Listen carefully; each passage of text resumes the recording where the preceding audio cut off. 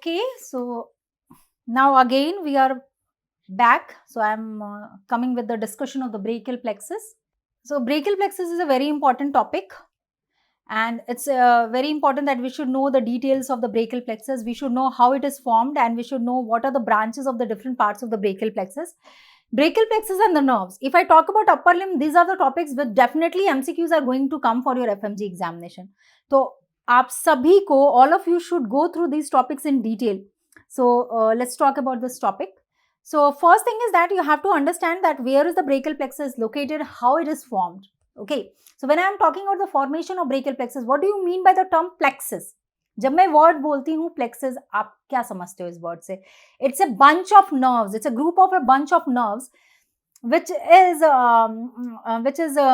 located in the axillary region, in the axilla, and exactly brachial plexus के जो roots और trunks है वो neck region में, it is located in the neck, and the course of brachial plexus is lying in the axillary region. So exactly the brachial plexus is formed by the ventral rami of C5, C6, C7, C8 and T1. So it's important to know the root value, it's important to know the formation of brachial plexus. So when I'm telling you the word brachial plexus formation, so firstly I will write about the formation, but before that I also want to tell you the variability. So there is two kind of brachial plexus. Actually this has been asked in the previous year of examination, what is prefixed brachial plexus and what is postfixed brachial plexus.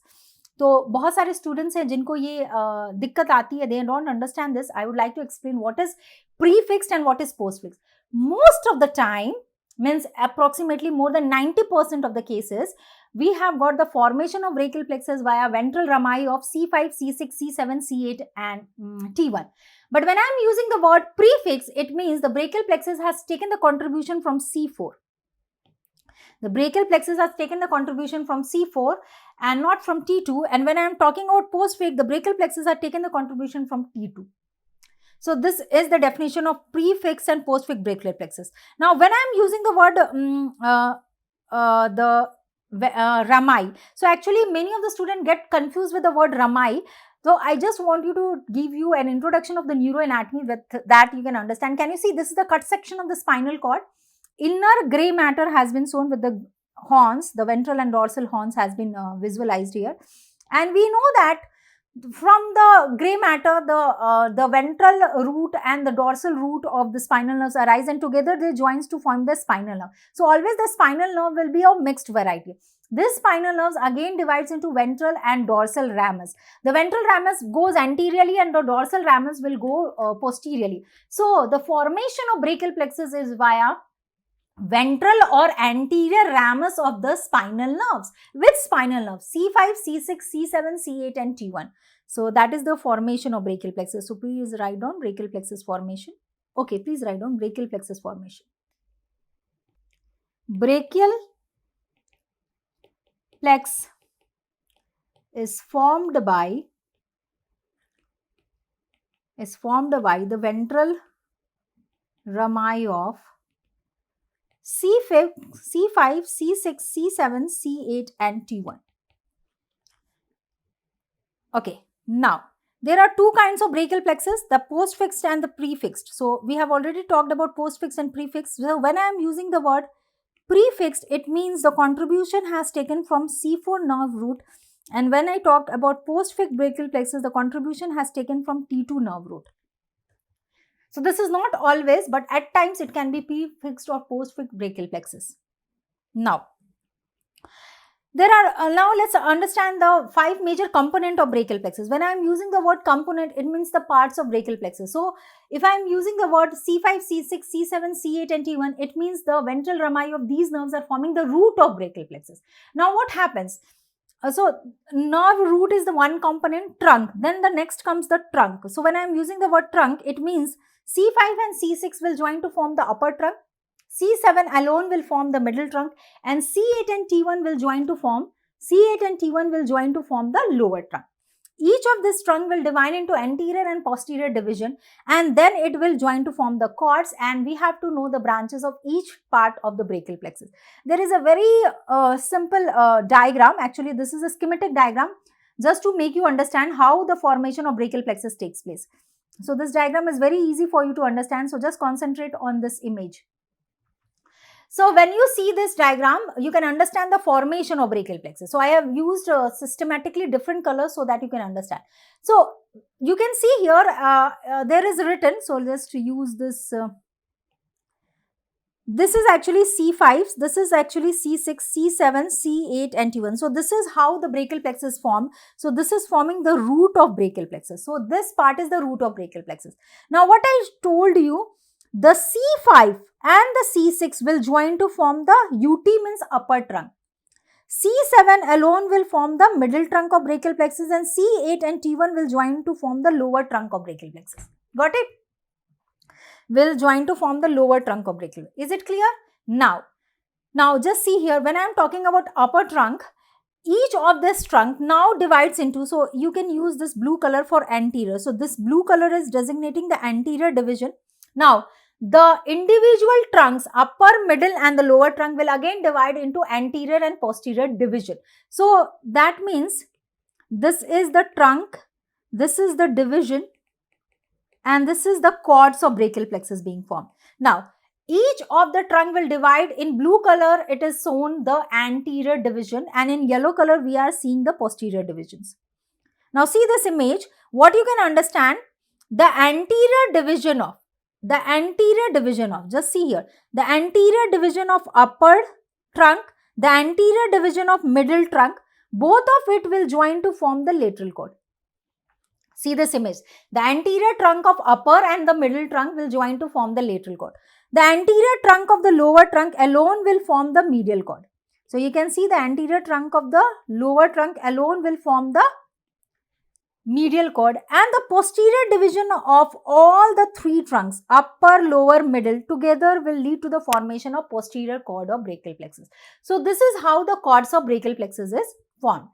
Now if I talk about roots and the trunk, it is located in the neck region above the level of clavicle. Division part of the brachial plexus is located just behind the clavicle, and the cords of brachial plexus is located in the axillary region. That means root and trunk of brachial plexus are supraclavicular part of brachial plexus. The division and cords are the infraclavicular part of the brachial plexus. So please write down this. Roots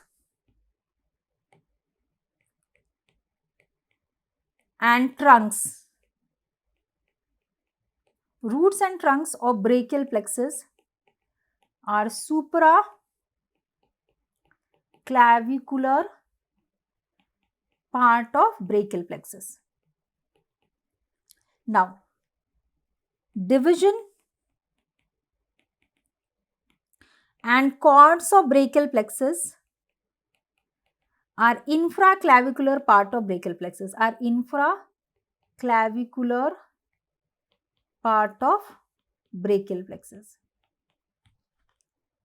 Roots and trunks of brachial plexus are supraclavicular part, division and cords of brachial plexus are infraclavicular part of brachial plexus.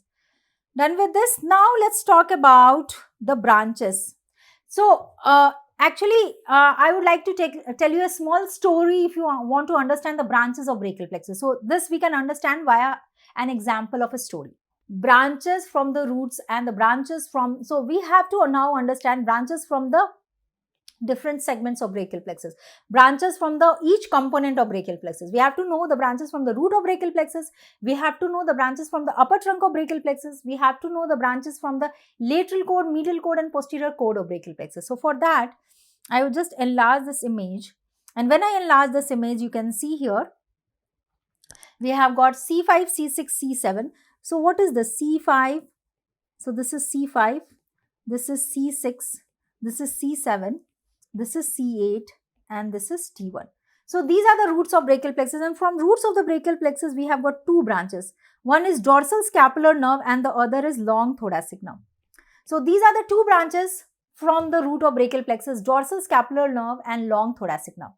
Now if I talk about the superior or upper trunk, we have got two branches. One is suprascapular and other is subclavian nerve. So these are the two branches from the upper trunk. So it's very good that middle trunk and lower trunk is not giving any branch, only upper trunk, that means UT is giving This is middle trunk and this is LT, that is lower trunk. So only upper trunk is giving two branches, that is suprascapular nerve and nerve to subclavis. Sometimes nerve to subclavis can be a branch from the root, but suprascapular nerve is always a branch from the upper trunk of brachial plexus. Then I will come with the branches of the cords of brachial plexus. So firstly write on this and then we will talk about the branches of cords of brachial plexus with an example of a story. Now please write down branches from the root of brachial plexus. The branches from the root of brachial plexus is following. It gives following branches. It gives two important branches, long thoracic nerve,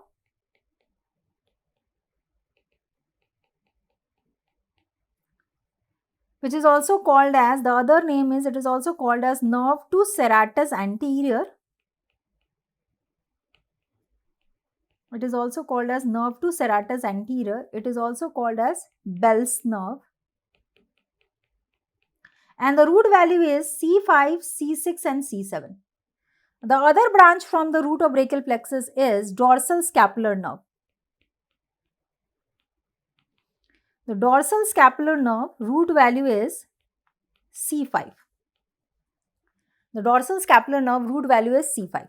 Now, if I am talking about the dorsal scapular nerve whose root value is C5, so it's important that we should also be aware of this branches. Actually, it's very important that we should also know about this root value. So, if I am talking about that, about the dorsal scapular nerve, it is giving, it is having the root value C5 and the other unnamed. So, these are the main nerves, but if I talk about the other unnamed branches, the other unnamed branches are given to the scalenus group of muscle and the longus colli muscle. So, these are also a branch from root of brachial plexus. Also, it gives a communicating branch for the phrenic nerve. So, these are the important branch from the root of brachial plexus. Now, coming to the branch of upper trunk of brachial plexus.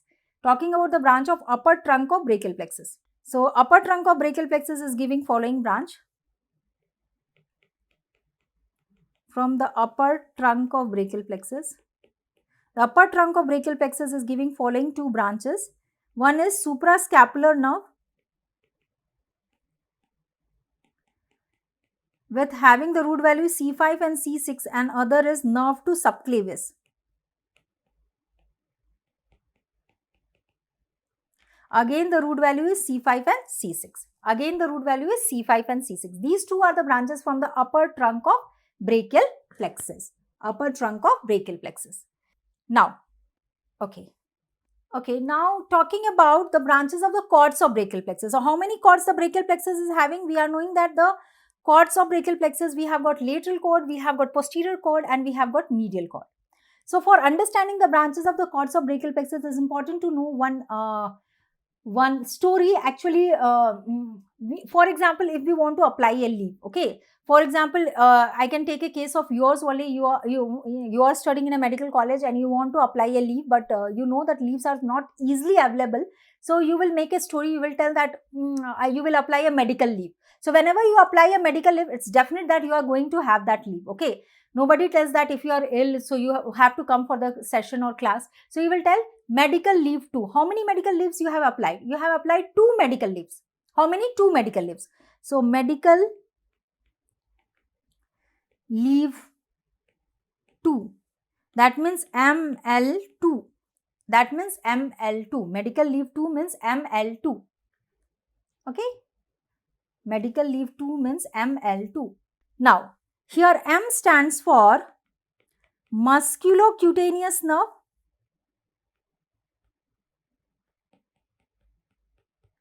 and L2 means 2L. So, here 2 L's are there. One is lateral pectoral nerve and the other is lateral root of median nerve. Lateral root of median nerve. Okay. So, medical leave 2 you have applied. You have applied 2 medical leaves. Musculocutaneous nerve, lateral pectoral nerve, lateral root of median nerve, and the root value of these nerves are all is C5, C6 and C7. C5, C6 and C7, all is the root value. Now, I would like to show these branches in the image. So, just focus on to this. So, For that, I would just like to rub all these, which we have already discussed. So we have already discussed the trunk, upper trunk, and that of the root. Now I want to discuss the lateral chord of brachial plexus. So just enlarging this image so that you can just concentrate on the lateral chord of brachial plexus. So we know that lateral chord of brachial plexus is formed by anterior division of the upper and the anterior division of the middle trunk.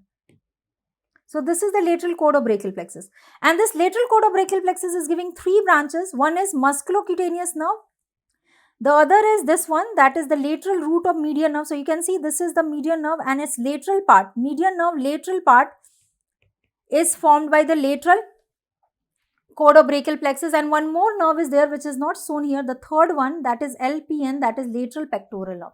So these are the three nerves. So lateral part of median nerve, musculocutaneous nerve and lateral pectoral nerve, these are the three nerves which is the branches of musculocutaneous nerve. Musculocutaneous nerve, these are the three branches from the lateral chord of brachial plexus. So done with this. Now let's talk about the posterior chord. Now coming to the further story, when I am talking about the posterior chord, now what happens, you have applied for the two leaves, you have already applied for the two leaves, but you have to do the preparation. You have told that you are medically ill and you want 2 days leave and you have applied medical leave too. Now you want to clean your place because you want to invite someone special. So you will clean your place, and when you clean your place, you found rats in the upper and lower cell. You haven't cleaned your place for many days, months, something like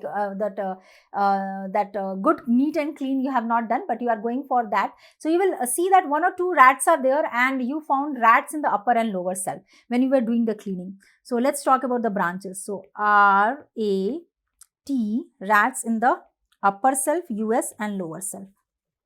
So here L stands for, so here let's talk about in the cleaning process, R stands here for radial nerve,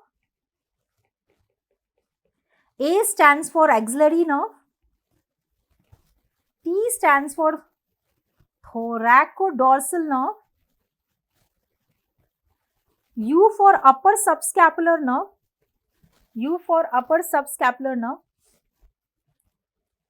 and another LS for lower subscapular nerve, lower subscapular nerve, lower subscapular nerve. Okay, now my dear aspirants, so here the root value of radial nerve is C5, C6, C7, C8 and T1, which is the largest branch of brachial plexus. Axillary nerve is C5 and C6. Thoracodorsal nerve is C6, C7 and C8. Upper subscapular and lower subscapular is again C5 and C6. So these are the 5 branches from the posterior chord of brachial plexus that can be memorized, rats in the upper and lower cell. So now I want you to show these branches. Now I want you to show these branches in the image. So let's again move to the image. So now I am just concentrating onto the posterior chord. Now we know that posterior chord is formed by the posterior division of the 3 trunks. As you can see, these are the posterior division and leading to the formation of posterior chord, and the branches are. So the branches of posterior chord is axillary nerve, radial nerve, and these 3 branches, that is superior subscapular, inferior subscapular, thoracodorsal. That means upper and lower subscapular and thoracodorsal. So these are together 5 branches from the posterior chord of brachial plexus. Done. So we have got the 5 branches from posterior chord of brachial plexus. Now what is remaining is the medial chord. So just rub this. Now we will go to the medial chord of brachial plexus. Now what you have done, you have applied for leave and you have also cleaned your place and you have found rats. Medical leave too has been applied. Rats has been cleared from the upper and the lower cell. And next is you will invite that special person and you will tell to him or her, whoever is there, me for you. Me for you. That means 4M and 1U. So here the branches are M for medial cutaneous nerve of arm,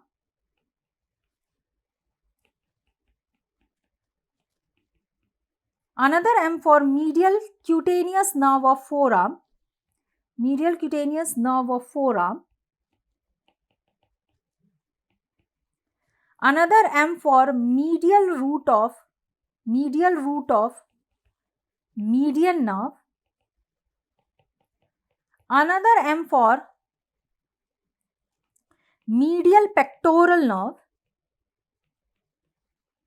and another U for ulnar nerve.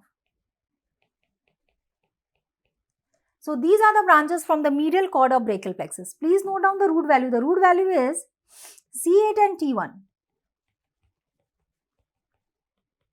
Now, my dear aspirant, for ulnar nerve, write down C8 and T1 and write C7 in the bracket. Why? Because C7 is also contributing to the innervation of flexor carpi ulnaris, and it's a branch from the ulnar nerve itself. So, the root value of ulnar nerve C8, T1 and C7 in the bracket. So, these are the branches of medial cord of brachial plexus. The mnemonic is me for you, 4M and 1U. Now, let's see the image and see the branches of medial cord of brachial plexus. Now, we are concentrated on the medial cord of brachial plexus. So, this is the medial cord of brachial plexus, which is formed from the lower trunk anterior division, and first is it is forming the medial root of the median nerve. So, it also, this is the median nerve is the thickest nerve of the brachial plexus, and its medial root is formed by the medial cord. This is first branch, the second ulnar nerve, and it is also giving the other branches, that is medial cutaneous nerve of arm and forearm, and it also give another branch, that is medial pectoral nerve. So, 5 branches are given from the medial cord of brachial plexus also. So, this is the ulnar nerve. So, these are all branches which is given from the medial cord of brachial plexus. So, done with this. Now, we have done with all the branches of the cords of brachial plexus. Now, I want you to tell about the clinical anatomy, and for that I want everybody to know what is Erb's point. What is the Erb's point? So, actually Erb's point is the location of the upper trunk, because there are 6 nerves meeting at this point. So, you can just see this image and you can understand the upper trunk here. So, just rub this so that you can understand the anatomy of upper trunk of brachial plexus. So, I just want to enlarge this. So, yes, you can see here, this is the superior trunk. So, actually this is the superior trunk of brachial plexus, and this superior trunk of brachial plexus, if you will see, it is formed by C5 and C6 nerve root joining, and it is giving 2 branches here. So, this is 1, this is 2, this is suprascapular, and this is nerve to subclavius, and it is again dividing into anterior and posterior division. So, this becomes 5 and 6. So, altogether at the level of upper trunk of brachial plexus, 6 nerves root are meaning. So, 6 nerve root as actually C5, C6 nerve root, anterior posterior division, suprascapular nerve, and subclavian nerve to subclavius. So, all these are meeting at the level of superior trunk or upper trunk. So, upper trunk having the root value. So, that means Erb's point is the location of upper trunk of brachial plexus having the root value C5 and C6. Now, my dear aspirants, let's talk about the clinical anatomy. When I am talking about the clinical anatomy, there are 2 types of injuries which is common in the brachial plexus. One is upper trunk palsy, and other is the lower trunk palsy. We know that upper trunk is formed by the nerve root value C5 and C6, and if I talk about the lower trunk root value, which is if I talk about the lower trunk, it is formed by the root value C8 and T1.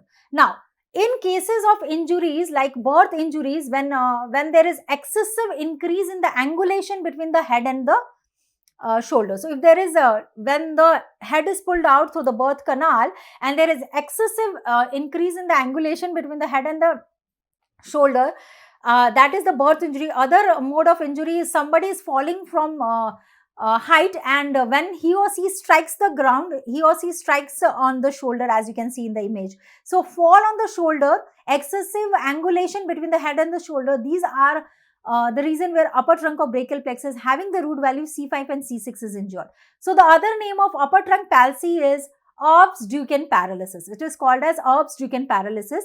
The important sign and symptoms which is seen here is the person, if you will see this image, this is how. So, if a person is fall from a height, or if the baby is born with Erb's-Duchenne palsy, it can be of 2 form, and these are called upper trunk palsy. What you can see, the arm, you can see the position of arm in both the cases, and you can see the position of forearm in both the cases. What you can appreciate, the arm is medially rotated.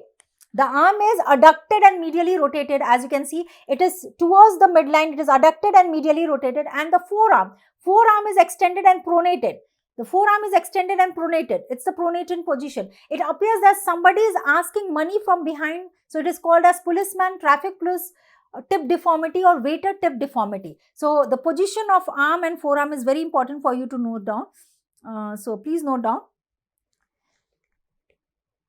Waiter tip deformity is the term used for obstetric palsy. Other is policeman tip deformity.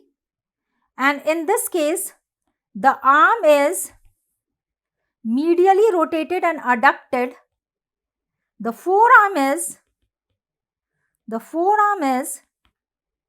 extended and in pronated position. Extended and in pronated position. Now, so this is the case of upper trunk palsy. The other case will be lower trunk palsy. And the major muscles which is having innervation via nerve root C5 and C6 will be paralyzed. Site of injury is in the lower trunk area, that is having the root value C8 and T1. Medial cord of the nerve, that is mainly the ulnar nerve, is injured, and medial cutaneous nerve of forearm and arm is injured. The cause or the mechanism of injury is why the reason is compression by the cervical rib over the lower trunk or brachial plexus can be one mode of injury. The other can be undue hyperabduction of arm. So imagine if somebody is falling from a height and he or she wants to save himself or herself, they catch hold of a tree. In that case, there is excessive hyperabduction of the arm, and that can lead to lower trunk palsy. The other name which is given to lower trunk palsy is called as Klumpke's paralysis. This is also seen in birth injury when the person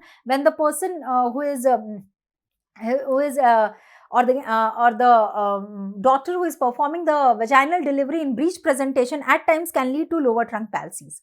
Now, the presentation of the patient will be claw hand. So, ulnar nerve is injured and the presentation of patient is mainly medial claw hand, and also the T1 fibers are involved, C8 and T1. This T1 fibers carries sympathetic nerve roots are compressed and involved, and so the patient will also have Horner syndrome. The presentation of Horner syndrome is partial ptosis, the upper eyelid will drop down.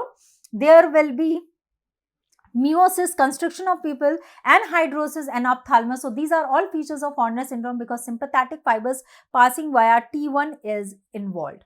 Now let's talk about one or two MCQs related to this topic. So before proceeding to the nerves of upper limb, which is again another big topic and a very important topic, but I would like to solve the MCQs with you, some clinical MCQs. So let's start with this image plus a clinical MCQ. A question number 1 for the brachial plexus. A 23-year-old male is evaluated after sustaining neck and shoulder injury. The nerve indicated by the blue color arrow on the illustration below is injured in the patient. Which of the following is most likely to be weakened as a result of this injury? The option provided as an answer is flexion of hand is affected, abduction of the fingers, extension of the hand is affected, adduction of thumb, or opposition of thumb is affected. So my dear aspirants, this clinical history is directly telling that the injury is evaluated after sustaining neck and shoulder injury. The nerve in the blue color is injured. That means in this image, we have to identify which is that blue colored nerve, and we have to know which of this function is gone. So I will just enlarge this image. So see here. If you will see, this is the image of brachial plexus, and already we are knowing the branches of brachial plexus. In this diagram, you can see this nerve is formed by taking contribution from all the trunks of brachial plexus, and this nerve is the largest nerve, and this cord is the posterior cord. So this nerve is radial nerve. So this is the largest nerve, this is the posterior cord of brachial plexus, and this is the nerve which is formed by all the posterior divisions of the three trunk. And we can clearly see that this is the radial nerve which is formed. This is axillary nerve. And these three are the upper subscapular, lower subscapular, and thoracodorsal. So radial nerve is injured in this case, and this is C5, this is C6, this is C7, this is C8 and T1. We already know these are three posterior divisions of the three trunks. This is UT, this is MT, and this is the lower trunk of brachial plexus. Upper trunk, middle trunk, lower trunk, posterior cord together joins to form the posterior cord of brachial plexus. So this is the posterior cord of brachial plexus, and the largest branch of brachial plexus, which is shown here with blue arrow, is the radial nerve. Now, my dear aspirants, as this is a revision session, you know that radial nerve is mainly giving innervation to the muscles of the posterior compartment of forearm and the posterior part of the arm that is involved in extension function. So, the action which is gone is extension of hand. The action which is which will be most likely weakened in this condition is C, that is extension of the hand. So, see here, the same thing has been shown here. The formation of brachial plexus, once again I have shown you in this image, upper trunk, middle trunk and lower trunk form, and how the course of brachial plexus form. And in this, you can see this is the nerve which has been asked, and definitely we know that this nerve is the radial nerve, the largest branch of brachial plexus, which is the branch from the posterior cord of brachial plexus. Clear, my dear aspirants? So, you can just you can pause this image and you can practice the branches of brachial plexus here. You can pause this video and you can practice the branches of the brachial plexus in this image. This will be highly beneficial for you. Now, so choice C is the correct answer. As we know that choice C, extension of the hand, will be gone in this case. Now, we know that when the injury to radial nerve is there, all the extensors of the hands and the forearm posterior muscles are gone, and also the cutaneous branches of the radial nerve, that is posterior cutaneous nerve of arm, posterior cutaneous nerve of forearm, is gone, and also the dorsum of the hand, lateral 3.5 and up to the level of nail buds has been gone. Now, so median nerve is not the right answer because median nerve is not involved in this case, and definitely it is not the right answer. Also the median nerve and also the other branches of ulnar nerve and all are not the right answer. So don't worry, we will go with the details of other nerves in the next after completing this. Let's talk about another MCQ related to the topic of brachial plexus. This is again a clinical MCQ. Let me read the MCQ for you. A 12-year-old boy falls from a tree and is climbing but catches himself on a branch with the right hand. He swings by his right arm and jumps to the ground. Several hours later, he presents to the emergency room with right hand clumsiness. Which of the following structure has he most likely injured? Have he injured the axillary nerve? Have he injured the radial nerve? Have we injured the musculocutaneous nerve? Have we injured the long thoracic nerve? Have we injured the brachial plexus of the lower trunk?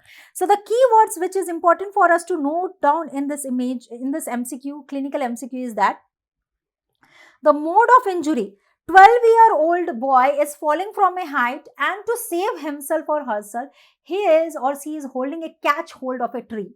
In this case, the boy, 12-year boy, is holding, and this is the mechanism of injury of the brachial plexus lower trunk. So, in this case, there is injury of lower trunk of brachial plexus.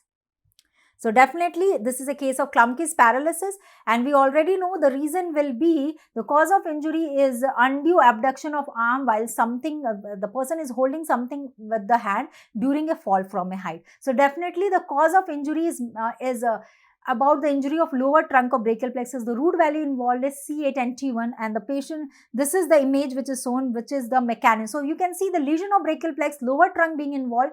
The three mechanism of injury has been highlighted here. One is the falling from height and catch hold of a tree to save himself or herself, cervical rib and breech delivery.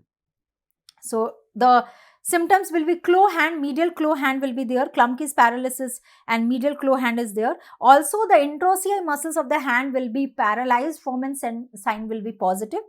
Klumpke's paralysis is involved with Horner syndrome, we have already discussed, because T1 nerve roots carries sympathetic fibers along with it. So, let's talk about the next one. So, this is the images showing the upper trunk palsy. You can see the baby is suffering from upper trunk palsy, which is called as Erbs-Duchenne paralysis. Now, let's talk about the next. So, basically the other options which is given, let's talk about the other options. So, yes, axillary nerve is not the right answer because axillary nerve is giving innervation to deltoid muscle and teres minor. Radial nerve is giving innervation to the extensors of the wrist. Musculocutaneous is giving innervation to BBC muscles of the arm, biceps brachialis and coracobrachialis. Long thoracic nerve is giving innervation to serratus anterior muscle. Here, the boy is falling from a tree and is falling from a height and catch hold of a tree to save himself. So, the trunk which is involved is brachial plexus lower trunk is the correct answer. Let's move on to the next. So now we have done with the brachial plexus. I want everybody to just proceed to the next. Before that, in short, I would like everybody to note down that musculocutaneous nerve is the nerve of the arm. It is the nerve which is the nerve of the arm anterior aspect, and it is giving innervation to the muscles of anterior aspect of the arm. Three muscles are being innervated by this: BBC, brachialis, biceps brachii, and coracobrachialis. Now, also, we know that sensory impairment, we know that the fate of musculocutaneous nerve is it forms lateral cutaneous nerve of forearm. What is the fate of musculocutaneous nerve? It terminates by becoming lateral cutaneous nerve of forearm. That means if musculocutaneous nerve is injured, the three muscles being paralyzed is biceps brachii, brachialis and coracobrachialis, and the sensation in the lateral side of forearm is gone. Long thoracic nerve is innervating just one muscle, that is serratus anterior, and we know that serratus anterior muscle is the muscle forming medial wall of axilla. It is a very important, it is called as the punching and pushing action of the muscle, and it is keeping the medial border of scapula towards the midline. So if it is injured, the action of serratus anterior muscle is gone. It is involved in overhead abduction, it is involved in punching and pushing action, protraction action, and when the person pushes against the wall, winging of scapula is seen. So winging of scapula is the condition which is seen in the injury of long thoracic nerve innervating serratus anterior muscle, nerve of Bell. This is the case of winging of scapula. Now, if I talk about entrapment neuropathy of suprascapular nerve, the suprascapular nerve is having the root value C5 and C6. It's a branch from the upper trunk of brachial plexus. It gives innervation to two muscles, supraspinatus and infraspinatus. So when it is injured, two muscles will be paralyzed, supraspinatus and infraspinatus. Now, axillary nerve. When axillary nerve is injured, we know that axillary nerve is a branch of posterior cord of brachial plexus having the root value C5 and C6, and axillary nerve innervates two muscles. One is the deltoid muscle and other is teres minor muscle. Actually, teres minor muscle is having the action of lateral rotation of arm. When I am talking about deltoid muscle, it is involved in abduction. It's considered to be the prime abductors of the shoulder joint.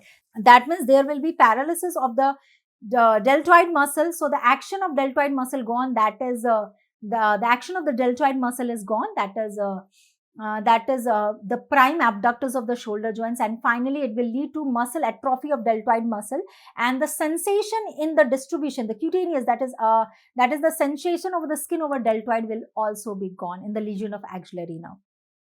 Now, after that, I would like to start with the nerves. I would like to start with the nerves, the ulnar nerve, the median nerve, and that of the radial nerve. Okay, these are the three important nerves which is very important for you to note down. So, we will talk about these three nerves, okay, in detail. So, we have finished with the brachial plexus and the important injuries of the few other nerves, axillary nerve, suprascapular nerves, musculocutaneous nerve we have talked, and also we have talked about the other important nerves which were the branches of brachial plexus. Okay, now starting with the topic of ulnar nerve. So, we have already discussed the brachial plexus in detail, and now I would like to talk about the major nerves of the upper limb, which is a very important topic. So, starting with the ulnar nerve. So, if I talk about the ulnar nerve, its origin is from the medial cord of brachial plexus, and as I already told you, the root value is C8 and T1, and in bracket you can write C7. It's also called as the Magician nerve. Now ulnar nerve, as I have already told you, it's a branch from the medial cord of brachial plexus. So in this diagram, when I enlarge this, in this diagram you can see the cords, the division, the trunks and the roots. You can see this is the medial cord, and the important branch of this is the ulnar nerve, which is having the root value C8 and T1, and it will also take contribution from C7. Now, in brief, I want everybody, before going into the clinical MCQs of these important nerves, that is radial nerve, median nerve, and that of ulnar nerve, I want that you should know about the course of these nerves in the brief.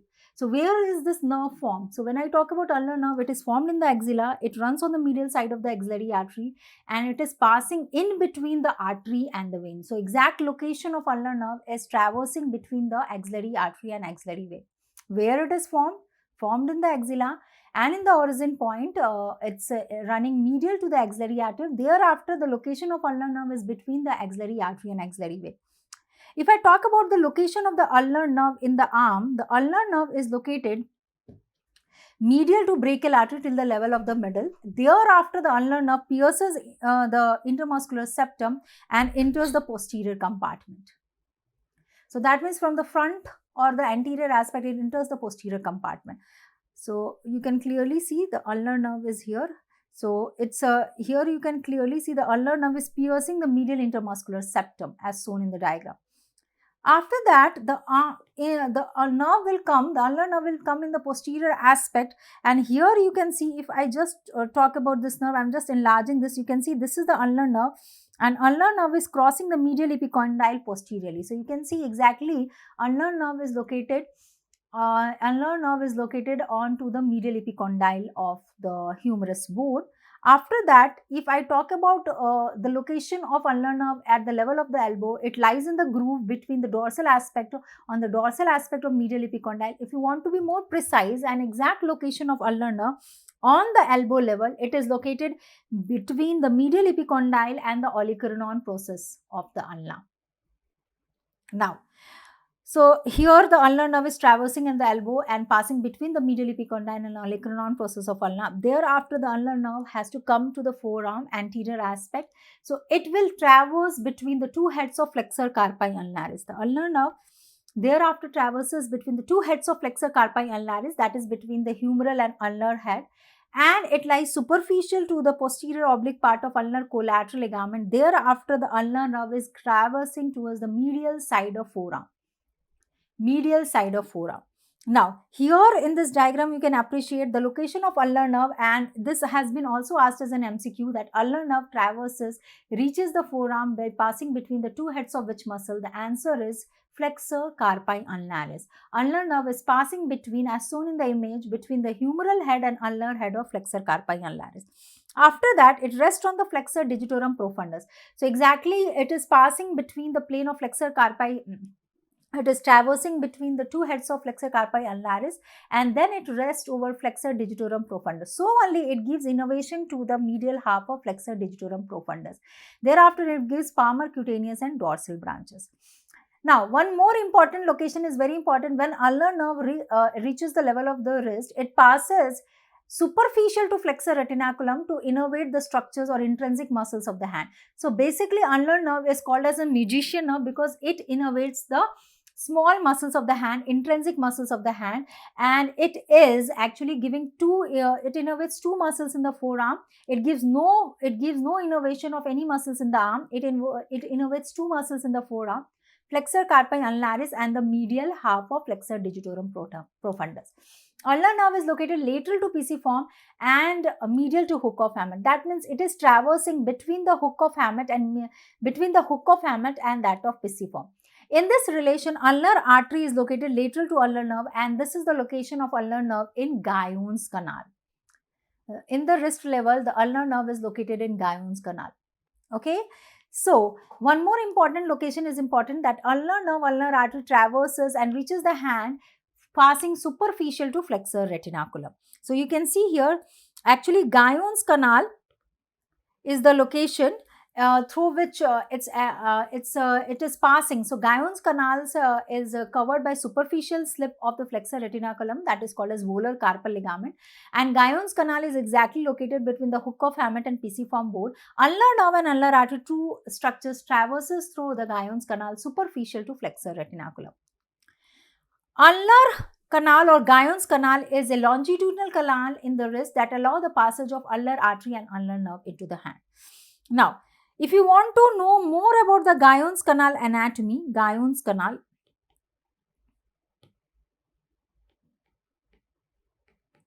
you can just have the details of the Guyon's canal. The roof of the canal is formed by superficial palmar carpal ligament.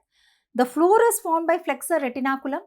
It is bounded medially by, so please note down, the Guyon's canal is bounded medially by pisiform bone and piso-Hammett ligament, laterally by hook of Hammett, and it is exactly the boundary of Guyon's canal through which ulnar nerve and ulnar artery traverses and reaches the hand. So, here is a diagram where you can see, if you will appreciate, this is the flexor retinaculum. So, we know that medial nerve is passing deep to flexor retinaculum, but ulnar nerve is passing superficial to flexor retinaculum. So, this is exactly ulnar nerve, and you can see ulnar nerve is traversing superficial to flexor retinaculum, but it is covered by superficial slip of flexor retinaculum, the carpal ligament, volar carpal ligament, and this is exactly located between the hook of Hammett and pisiform, and this is called as Guyon's canal location of ulnar nerve. Terminal branches. It divides into superficial and deep terminal branches just proximal part of hypothenar eminences. So, major muscles of the hands, intrinsic muscles of the hand is getting innervation from the ulnar nerve. Now, so don't worry, branches of ulnar nerve, muscular branches, I will give the details and I will write. Here you can see the terminal branches, you can see the cutaneous branches here. So, the area of distribution, so here in this diagram you can see ulnar nerve traversing superficial to flexor retinaculum. Giving area of distribution is medial 1.5 on the dorsum aspect and the palmar aspect. So, medial 1.5 area of the hand, of the fingers, both on the palmar and dorsal aspect is getting innervation from ulnar nerve. So, this image is showing you the cutaneous distribution of ulnar nerve. Motor branches, if I told, it is giving no branches in the arm, it is giving innervation to two muscles in the forearm, flexor carpi ulnaris and flexor digitorum profundus medial part. Major muscles of the intrinsic muscles of the hands are getting innervation from ulnar nerve. So, please have a list. So, please write down everybody branches of ulnar nerve. In arm, ulnar nerve gives no motor branches. In forearm, ulnar nerve gives innervation to two muscles in the forearm. They are medial part of flexor digitorum profundus and flexor carpi ulnaris. Major muscles of the hand, intrinsic muscles of the hand are getting innervation from ulnar nerve. So, branches of ulnar nerve in the hand. So, please write down branches of ulnar nerves in the hand. In hand, many of the muscles are getting innervation. So, hypothenar muscles, all the hypothenar muscles. So, we know that there are three hypothenar muscles which are getting innervation from ulnar nerve. They are abductor digiti minimi. They are abductor digiti minimi. They are flexor digiti minimi, opponens digiti minimi. The two lumbrical muscles, which lumbrical muscles? The medial lumbrical muscle, you can write down third. You can write down the third and the fourth lumbrical muscles. The third and the fourth lumbrical muscles are also getting innervation from ulnar nerve. Also, the cutaneous muscle or the panculus carnosus muscles of the hand, that is the palmaris brevis muscle. Palmaris brevis muscle. Also, adductor pollicis muscle, the muscle which is the area where the ulnar nerve ends. So, it is also called as the graveyard of ulnar nerve, and all the palmar and dorsal introsei. So, all the palmar introsei muscle, we have got 3 or 4 palmar introsei and we have got 4 dorsal introsei. So, all the palmar and dorsal introsei muscles of the hand. So, all these muscles are getting innervations from the ulnar nerve branches. Now, this is the area of cutaneous distribution. So, have a look on this image where you can see the superficial sensory division, the palmar cutaneous and dorsal cutaneous branches of ulnar nerve giving innervation to the area of sensory distribution in the medial 1.5 of the palm, both on the fingers on the dorsum and palmar aspect. Now, let's talk about the lesions of ulnar nerve. So, the ulnar nerve can be compressed in Guyon's canal deep to when it is passing through the hypothenar muscle. It can be also compressed between the medial epicondyle of the ulna, or when it passes between the medial epicondyle and olecranon process, or when it passes between the two heads of flexor carpi ulnaris. If you remember, I told you ulnar nerve traverses between the two heads of flexor carpi ulnaris. So, at that point, it can get compressed. Now, the deep branch of the ulnar nerve can also be compressed between the pisiform bone and the Hammett bone when it passes to the Guyon's canal. So, when the lesions occur at that level, the sensory branches are spared because they are already given out. Now, one of the important point for checking ulnar nerve injury is Foreman test. For example, if I take this block, and if I ask for you to hold a piece of paper or a block by your hand and finger, by your thumb and index finger, so generally you will hold it like this by keeping the thumb adducted position like this.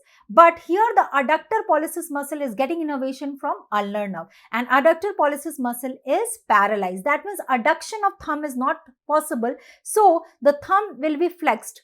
The thumb is flexed by the action of flexor pollicis longus muscle, and flexor pollicis longus muscle is getting innervation from median nerve. So Foreman test is positive in case of ulnar nerve injury. So Foreman test is positive in case of ulnar nerve injury. That is well appreciated. And you can see the person is holding the piece of paper by flexing the thumb, and here it is done by flexor pollicis longus, and we know that flexor pollicis longus is innervated by anterior interosseous nerve, which is a deep branch of median nerve, and adductor pollicis muscle is adductor pollicis muscle, which is getting innervation from ulnar nerve, is paralyzed. Why it is paralyzed? Because ulnar nerve is injured. Now let's talk about the MCQs, clinical MCQ related to the topic. So at the end of the nerves, I am definitely going to deal with the clinical MCQ so that you can solve all the clinical MCQs asked from the upper limb.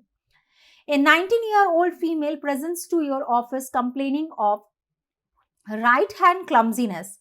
Physical examination reveals decreased sensation over the fifth finger and a flattened hypothenar eminences is there. The affected nerve is commonly injured at which of the following location? So, the key point which is mentioned here is the female person is complaining of right hand clumsiness, decreased sensation. There is decreased sensation of fifth finger and there is flattened hypothenar eminences. So, the affected nerve is injured at which of the following location? So, hypothenar eminences, and we know that hypothenar eminences of is made of three muscles: abductor digiti minimi, opponens digiti minimi, flexor digiti minimi, and all these three muscles are getting innervation from ulnar nerve. So, and also the sensation over fifth finger, that is medial part of the finger and palm, is innervated by ulnar nerve. So, the nerve injured is ulnar nerve, which is quite clear in this case, and we know that hook of Hammett is the location which is related with ulnar nerve. Carpal tunnel is not the right answer because carpal tunnel is related with median nerve. Because carpal tunnel, if I talk about carpal tunnel, that is the space lying below the flexor retinaculum, the median nerve is compressed at that location. Surgical neck of humerus is not the right answer because at the level of surgical neck of humerus, the nerve being injured is axillary nerve, not the ulnar nerve. Head of radius is related by radial nerve, and coracobrachialis is the muscle which is getting innervation from musculocutaneous nerve. So clearly, as we are knowing the answer, that ulnar nerve is injured in this case, and we can appreciate the location of ulnar nerve to be at the level of hook of Hammett. So B is the right answer in this case. So that is absolutely correct answer. Let's talk about the next. Question number 2 related to the topic of ulnar nerve. So let's see. This is also a clinical MCQ. A 53-year-old male complains of strange feeling in his right hand. So this man is complaining of strange feeling in his right hand. On physical examination, there is loss of sensation over the fifth digit. Which of the following nerve is most likely injured in this case? So the patient is having strange feeling in his right hand. There is also loss of sensation over the fifth digit, and we have to see the nerve which is being injured in this case. So the nerve being injured in this case is ulnar nerve. The nerve being injured in this case is ulnar nerve. So why? Because sensation over the fifth digit is involved in this case. Strange feeling in his right hand is also there. So definitely the nerve being injured is ulnar nerve.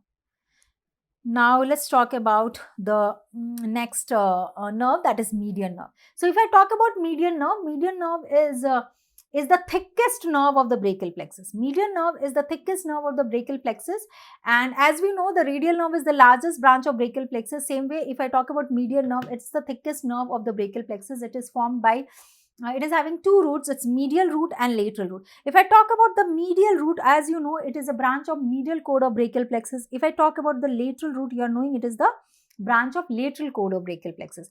Why it is called as labor nerve? For example, when I was talking about ulnar nerve, it is termed as musician nerve. The reason is that it is giving innervation to intrinsic muscles of the hand, and intrinsic muscles of the hand is actively involved in doing small activities, playing music, like I am writing by the help of intrinsic muscles of the hand.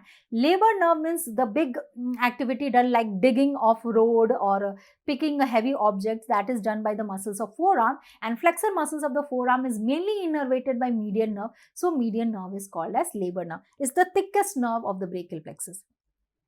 You can clearly see this. If you will see this image, you can clearly appreciate about median nerve. This is the median nerve, is having two roots. This is the medial root and this is the lateral root, which together forms the median nerve. So it is formed from contribution from both medial and lateral cord of brachial plexus. As you can see, this is the lateral cord and this is the medial cord. So it is formed by taking contribution from both the cord. The lateral cord and that of medial cord together leads to the formation of median nerve, the thickest nerve of brachial plexus. Course and correlation. So where it is formed as ulnar nerve, all the nerves, as we know, it is formed in the axilla. Thereafter, it passes lateral to the third part of axillary artery. After that, after passing, we know that axillary artery descends below the level of teres major muscle and forms brachial artery. So thereafter, it descends just lateral to brachial artery, and in the middle of the arm, it crosses just in front. It crosses the front of brachial artery. So in middle of the arm, it is crossing the front of the brachial artery.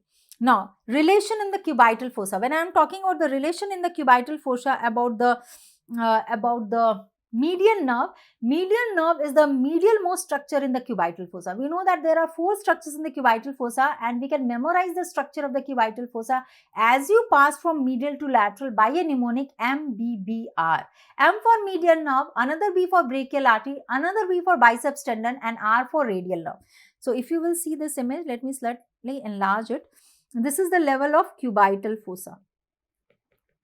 And here you can appreciate the medial most structure is the medial nerve.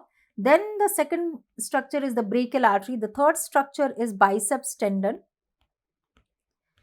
And the fourth or the lateral most structure is the radial nerve. So these are the 4 structures located in the cubital fossa if you move from medial to lateral. This is M for medial and this is L for lateral.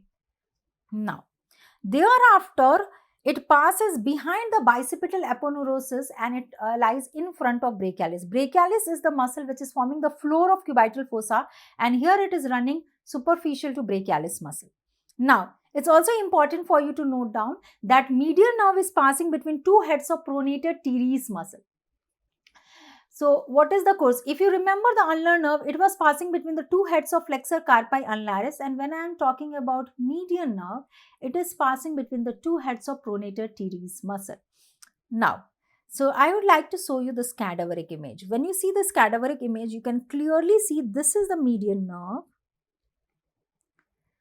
and this is the median nerve, and it's a very important structure residing in this cubital fossa. Here we can see cubital fossa which is having PT as the pronator teres medial border and brachioradialis as the lateral border. And just lateral to it, we have got the tendon of biceps tendon. So biceps tendon is lying lateral to that of the median nerve, and here the artery is not shown, but in between the biceps tendon and median nerve, the artery which is traversing, the artery will traverse, and this artery is called as the brachial artery. The lateral most structure in this diagram, I want you to, the lateral most structure, this is the radial nerve. So this is the cadaveric image which is also showing that the median nerve is the medial most structure. So let me highlight the median nerve. So let's see, this is the median nerve and this is the medial most structure in the cubital fossa. Now here, it enters the forearm. As I already told you, the median nerve will enter the forearm passing between the 2 heads of pronator teres. To be more specific, it is passing between the humero-ulnar and the radial head. After that, it will pass between the humero-ulnar and radial head of FDS. What is FDS? FDS is flexor digitorum superficialis. Okay. Now talking about the next course, so you can see median nerve passing between the 2 heads of pronator teres. After that, the median nerve traverses towards the flexor digitorum superficialis. To be more specific, if I talk about the further course of median nerve, it is exactly passing between the plane of superficial muscle and the deep muscle. That means it is passing between the plane of FDS and FDP. What is FDP? FDP muscle is the deep muscle of the forearm flexor group, and exactly the location of median nerve is passing between the flexor digitorum superficialis and flexor digitorum profundus. 5 cm above flexor retinaculum, it emerges behind the lateral edge of FDS. Now, exactly in this diagram, you can see in this image, This is the median nerve, and this is the flexor digitorum profundus. After that, the flexor digitorum superficialis, this is flexor digitorum superficialis. To show the flexor digitorum profundus, we have to remove the flexor digitorum superficialis muscle. See here, in this flexor digitorum superficialis muscle is dissected out, and here you can see this is the flexor digitorum profundus, and you can clearly appreciate this is the median nerve. I am just using black color so that you can appreciate this is the median nerve, and exactly you can appreciate this median nerve is traversing between the plane of FDS and FDP muscle. And when it passes to, so see here another diagram, when it passes in the hand, you can see this nerve is passing deep to flexor retinaculum. So what is this? This is the flexor retinaculum, and median nerve passes deep to flexor retinaculum, which is quite appreciated in this diagram. Median nerve passing deep to flexor retinaculum. Now, so exactly that is it passes. So the same thing which I have told you, the course, if I talk about the further course of the median nerve in the palm, how it enters, it is passing deep to flexor retinaculum, but we have seen ulnar nerve and ulnar artery is passing superficial to flexor retinaculum. Let's talk about the branches of median nerve. So it gives so many branches. It gives branches to all of the. It gives no motor branches to the arm muscle. It gives branches to the flexor group of the front of forearm muscle, except flexor carpi annularis and medial part of flexor digitorum profundus. Actually, anterior introosseous nerve is the name given to the deep branch of median nerve. And if I talk about intrinsic muscles of the hand, the thenar muscle is getting innervation from median nerve and the lateral two lumbricals. So please write down the branches of median nerve. Branches of median. Please write down with me branches of median nerve. So in arm, again in arm, it is giving no motor branch, no branch.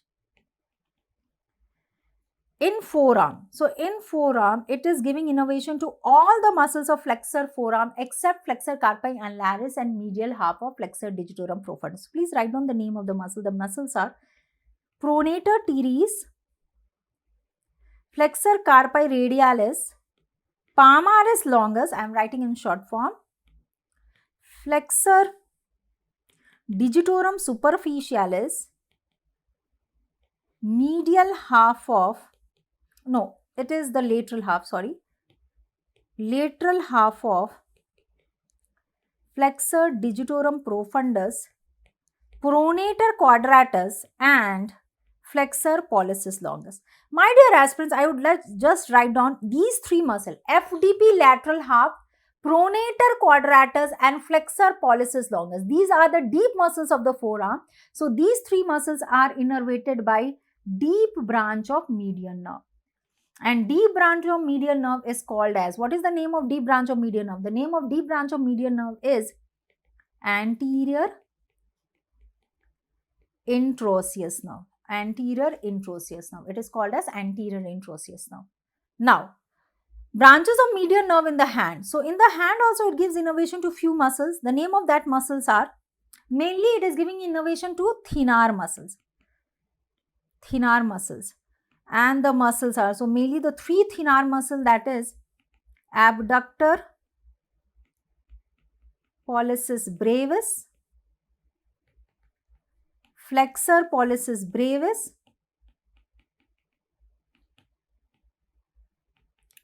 opponens pollicis, opponens pollicis. Abductor pollicis brevis, opponens pollicis and flexor pollicis brevis, and the lateral two lumbricals, lateral two lumbricals.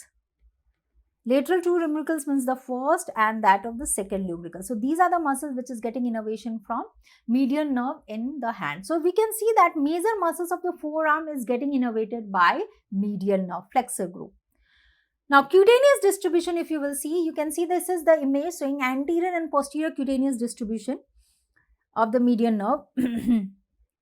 So to be more specific, the median nerve is giving cutaneous distribution in anterior aspect to the lateral 3.5 of the palm and lateral 3.5 of the fingers, but on the dorsal aspect also lateral 3.5 of the nail buds is also getting innervation from median nerve. So this is the distribution, cutaneous branch of median nerve and cutaneous distribution of median nerve. If I talk about the lesions of median nerve is When median nerve is compressed, all the muscles of the flexor forearm is involved and is paralyzed except those supplied by ulnar nerve. Flexor carpi ulnaris and flexor digitorum profundus medial half, other than all the muscles are paralyzed. So what happens if you tell like the lateral part? So if you tell to clasp the finger like this, so the index finger is not properly clasped because we know that the lateral part of the FDP is supplied by the median nerve, the flexor pollicis longus, and lateral part of the FDP is supplied by median nerve. So, the pointing index finger is there, and the Osner clasping test is with pointing index finger is seen in case of median nerve injury. Also, a flexor pollicis longus is injured, so inability to flex the terminal phalanx of the thumb. So, these are the sign and symptoms which will be seen in the lesion of median nerve at the level of elbow. Now, other very important, this has been asked in MCQ so many times, which test is specific for median nerve injury? Abduction of thumb is a pen test is done. So, actually abductor pollicis brevis. We know that abductor pollicis brevis is supplied by only median nerve. So, when a pen is kept at a the hand is kept flat and to touch the thumb, we have to go for abduction action of the thumb. Abduction of thumb is done by which muscle? Abductor pollicis brevis, and we know that abductor pollicis brevis is paralyzed in this condition. So, this pen test is positive in median nerve injury.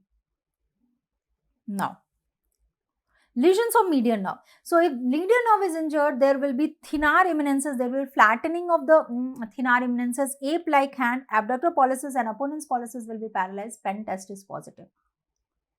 Now, as I told you, median nerve is traversing behind the flexor retinaculum, and the space lying below the flexor retinaculum is called as carpal tunnel, and we know that median nerve is traversing below it, so it is compressed in carpal tunnel syndrome. So, if you will see this image, you can appreciate that this is the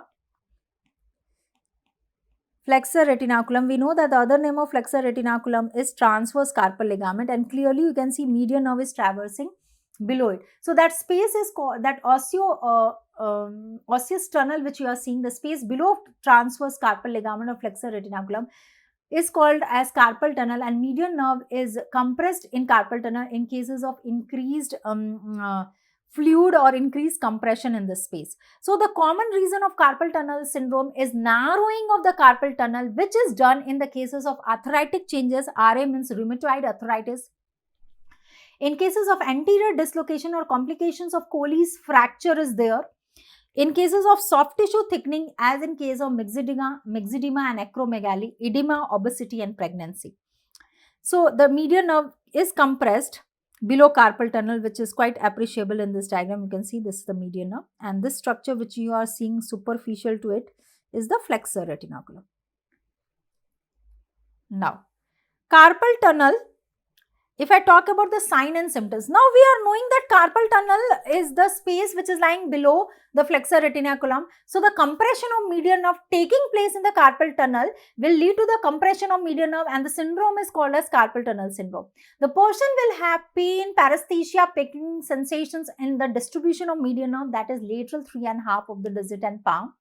And this can be quite painful that the person will awake at night. Examination, when you will see the thenar muscle which is getting innervation from median nerve will show thenar atrophy. Now, Tinelsen, there are two tests which is positive. One is Tinel test. If you tap on the flexor retinaculum, the compression of the carpal tunnel is increased, and so the sign and symptoms of the patient will increase. This is called as Tinel test positive, which is seen in carpal tunnel syndrome. The next is Fallon test. Now, when you tell the person to bend your dorsum of the hand like this, that means you are increasing the compression. You can see you are increasing the compression in the carpal tunnel, and ultimately median nerve compression is increased and sign and symptoms will increase. So, this Fallon test is also positive in median nerve injury. The treatment can be surgical release if it is not corrected by the correction of the cause which is leading to this condition of median nerve compression. We can go for surgical treatment, we can go for carpal tunnel release or partial or complete division of the flexor retinaculum. Now, the other reason of carpal tunnel, the other reason of median nerve compression is pronator syndrome. Pronator syndrome is seen when the median nerve is compressed between the two heads of the pronator teres muscle. So, The clinical sign and symptoms associated will be pain and tenderness in the proximal aspect of anterior forearm. Obviously, the impairment in the distribution of median nerve and the weakness of the muscle innervated by the median nerve. Now, my dear, we have finished with the median nerve and I want to solve the MCQs with you. So, let's come with the first question. A 45-year-old female presented to your office with numbness of right palm. After taking a detailed history and doing a physical examination, you suspect a median nerve lesion at the wrist. Before reaching the wrist, the median nerve courses between. So, this is an MCQ which is directly telling that there is numbness in the right palm of the patient and median nerve lesion is present at the wrist level. So, before reaching the wrist, the median nerve is coursing between two important structures. So, that means this MCQ is about the course of median nerve. So, we have already discussed in detail about the course of median nerve. So, whether the median nerve is traversing between biceps and coracobrachialis, absolutely not. It is not traversing between the biceps and coracobrachialis. That would be the course for musculocutaneous nerve. Flexor carpi ulnaris and flexor digitorum profundus. That is also not correct because this is the course for ulnar nerve, not the median nerve. This is the course for musculocutaneous nerve. So, these are wrong answer. Flexor digitorum superficialis and flexor digitorum profundus is absolutely the right answer. This is the course of median nerve and C is the right answer. Olecranon process and medial epicondyle humerus is again wrong because this is the course of ulnar nerve. Supinator muscle and head of radius, when I will come up with the next nerve, that is radial nerve, you can clearly see this is the course of radial nerve and not the medial nerve. So, that means this MCQ, this clinical MCQ is asking about the course of median nerve, and just now we have talked about the forearm course. In the forearm, the median nerve traverses between the two planes of flexor digitorum superficialis superficially, and on the deeper aspect there is flexor digitorum profundus. So, C is the correct answer. Now, let's move on to the next MCQ. Recurrent branch of median nerve does not innervate which of the following? So, this question is asking that which muscle is not innervated by median nerve. The options given here is abductor pollicis brevis, adductor pollicis, flexor pollicis brevis, opponens pollicis. Recurrent branch of median nerve gives innervation to all of the above. So, my dear aspirants, if you remember, abductor pollicis is the muscle which is getting innervation from median nerve. It's a muscle of thenar eminences. Flexor pollicis brevis also from the median nerve, a muscle of thenar eminences. Opponens pollicis also by median nerve, but adductor pollicis is getting innervation from ulnar nerve, so is not innervated. So, the correct answer will be adductor pollicis because adductor pollicis is the muscle which is graveyard of ulnar nerve and ulnar nerve innervates adductor pollicis. So, that is the right answer. Coming to the next, patient tries to make a fist, but 2 and 3 means the lateral fingers are partially extended, not properly flexed. We know that lateral part of flexor digitorum profundus is supplied by median nerve. So, if that is injured, the proper flexion of lateral fingers are not possible. So, the right answer will be median nerve, and this is called as Benedict's sign. Benedict's sign is seen in the peripheral neuropathy affecting it is seen as affecting the lateral fingers, and it is seen when the patient is asked to make a fist. The ring finger, little fingers are very easily flexed, but the lateral 2 fingers flexion is incomplete and it is partially extended. The reason is median nerve injury, and the injury is to the lateral part of the muscles of the forearm, that is FDP lateral part, flexor digitorum profundus. Let's talk about the radial nerve. If I talk about the radial nerve, it is the largest nerve of brachial plexus. It is the continuation of posterior cord, and the root value is, it is formed by the ventral rami of C5, C6, C7, C8 and T1. Now see this. When I am showing you this image, you can clearly see that the posterior cord largest branch is the radial nerve. So, the correct answer is radial nerve being the largest branch of posterior cord, which is shown in this image. As we already know, cords of brachial plexus is lying in the axilla and the nerves are formed in the axilla. They descend behind the third part of axillary artery. Thereafter, they will run over the posterior axillary wall. If you remember, I have told you the posterior axillary wall is formed by subscapularis, the tendon of latissimus dorsi and teres major muscle. So it is running over the lateral, it is running over the posterior axillary fold muscle. This is shown here. As you can clearly see, this is the radial nerve and it is running over subscapularis, teres major and latissimus dorsi. This is latissimus dorsi, this is teres major and this is subscapularis muscle. These three muscles are forming the posterior axillary wall. It leaves the axilla. If you remember the scapular spaces, I told you the axilla, if I talk about the radial nerve along with the profunda brachii artery, and if I talk about the scapular spaces lower to the axilla, it is going towards the scapular region. So it is passing through lower triangular space. So radial nerve traverses through lower triangular space along with the profunda brachii artery. That we already know. So you can see here, this is the lower triangular space. And profunda brachii and radial nerve, two structures are traversing through the lower triangular space. Thereafter, it will be located in the arm, and in that case, it is passing firstly between the long head of the triceps and medial head of triceps. After that, it enters the spiral groove. We know that spiral groove, which is also called as the radial groove, it is on the posterior aspect of the humerus, and thereafter it passes between the lateral and the medial head of triceps. So after that, from the posterior compartment, the radial nerve will come into the anterior aspect, because if you remember, in the cubital fossa, radial nerve is the lateral most structure of the cubital fossa. So you can clearly see the radial nerve residing in the spiral groove, passing between the triceps muscles, the long head, firstly between the long head and the medial head, and then between the medial and lateral head of triceps muscle. After that, when it is coming to the lower anterior aspect, it descends between two muscles.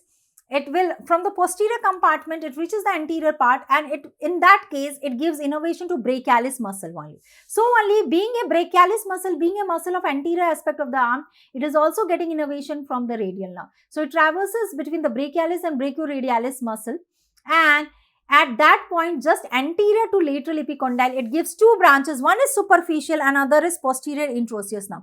Posterior introosseous nerve is deep branch of radial nerve. Is the deep branch of radial nerve. Posterior introosseous nerve is the deep branch of radial nerve. Superficial branch will traverses laterally and will ultimately reach the roof of anatomical snuff box. It will reach the roof of anatomical snuff box here. So see here, we can clearly see the radial nerve is located at the lateral aspect of the cubital region. Thereafter, the superficial branch will pass along the lateral border of forearm, will cross the anatomical snuff box and will reach the back of the hand. Now, see here, this is the image where you can see the radial nerve, the superficial branch of radial nerve is going towards the anatomy. It is going towards the anatomical snuff box. It is residing in the roof of anatomical snuff box. The deep branch, if I talk about the deep branch, that is if I talk about the deep branch, that is posterior introosseous nerve, it will pierce supinator muscle, and deep branch of the radial nerve, which is called as posterior introosseous nerve, will give innervation to all the extensor group of the muscles of the forearm except two. That means brachioradialis and extensor carpi radialis longus are the two muscles which are directly getting innervation from radial nerve. All other extensor group of muscles are getting innervation from the deep branch of radial nerve, that is posterior introosseous nerve. So see here, this is the posterior introosseous nerve passing between the two heads of, this is supinator muscle, passing between the two heads of supinator muscle and continuing and giving innervation to all the muscles of the extensor group of forearm. So let's talk about branches of radial nerve. So if I talk about branches of radial nerve, in the arm, it gives innervation to triceps muscle. All the heads, medial head, long head and lateral head. It also gives innervation to brachialis muscle, the muscle of anterior aspect, proprioceptive sensations. In the forearm, radial nerve directly give innervation to two muscles, that is brachioradialis and extensor carpi radialis longus. If I talk about the deep muscles of the extensor group of forearm, so if I talk about the deep branch of radial nerve, the deep branch of radial nerve is called as posterior introosseous nerve, and this posterior introosseous nerve gives innervation to all the extensor group of muscles. All the extensor group of muscle like extensor digitorum, extensor carpi radialis brevis, extensor digiti minimi, extensor carpi ulnaris, supinator muscle,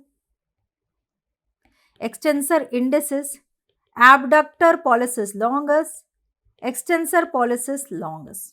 That means all the muscle, extensor digitorum, extensor supinator, extensor carpi radialis brevis, extensor digiti minimi, extensor carpi ulnaris, extensor pollicis longus, abductor pollicis longus, also extensor pollicis brevis, extensor indicis supinator. All these muscles are innervated by deep branch of radial nerve, that is posterior introosseous nerve.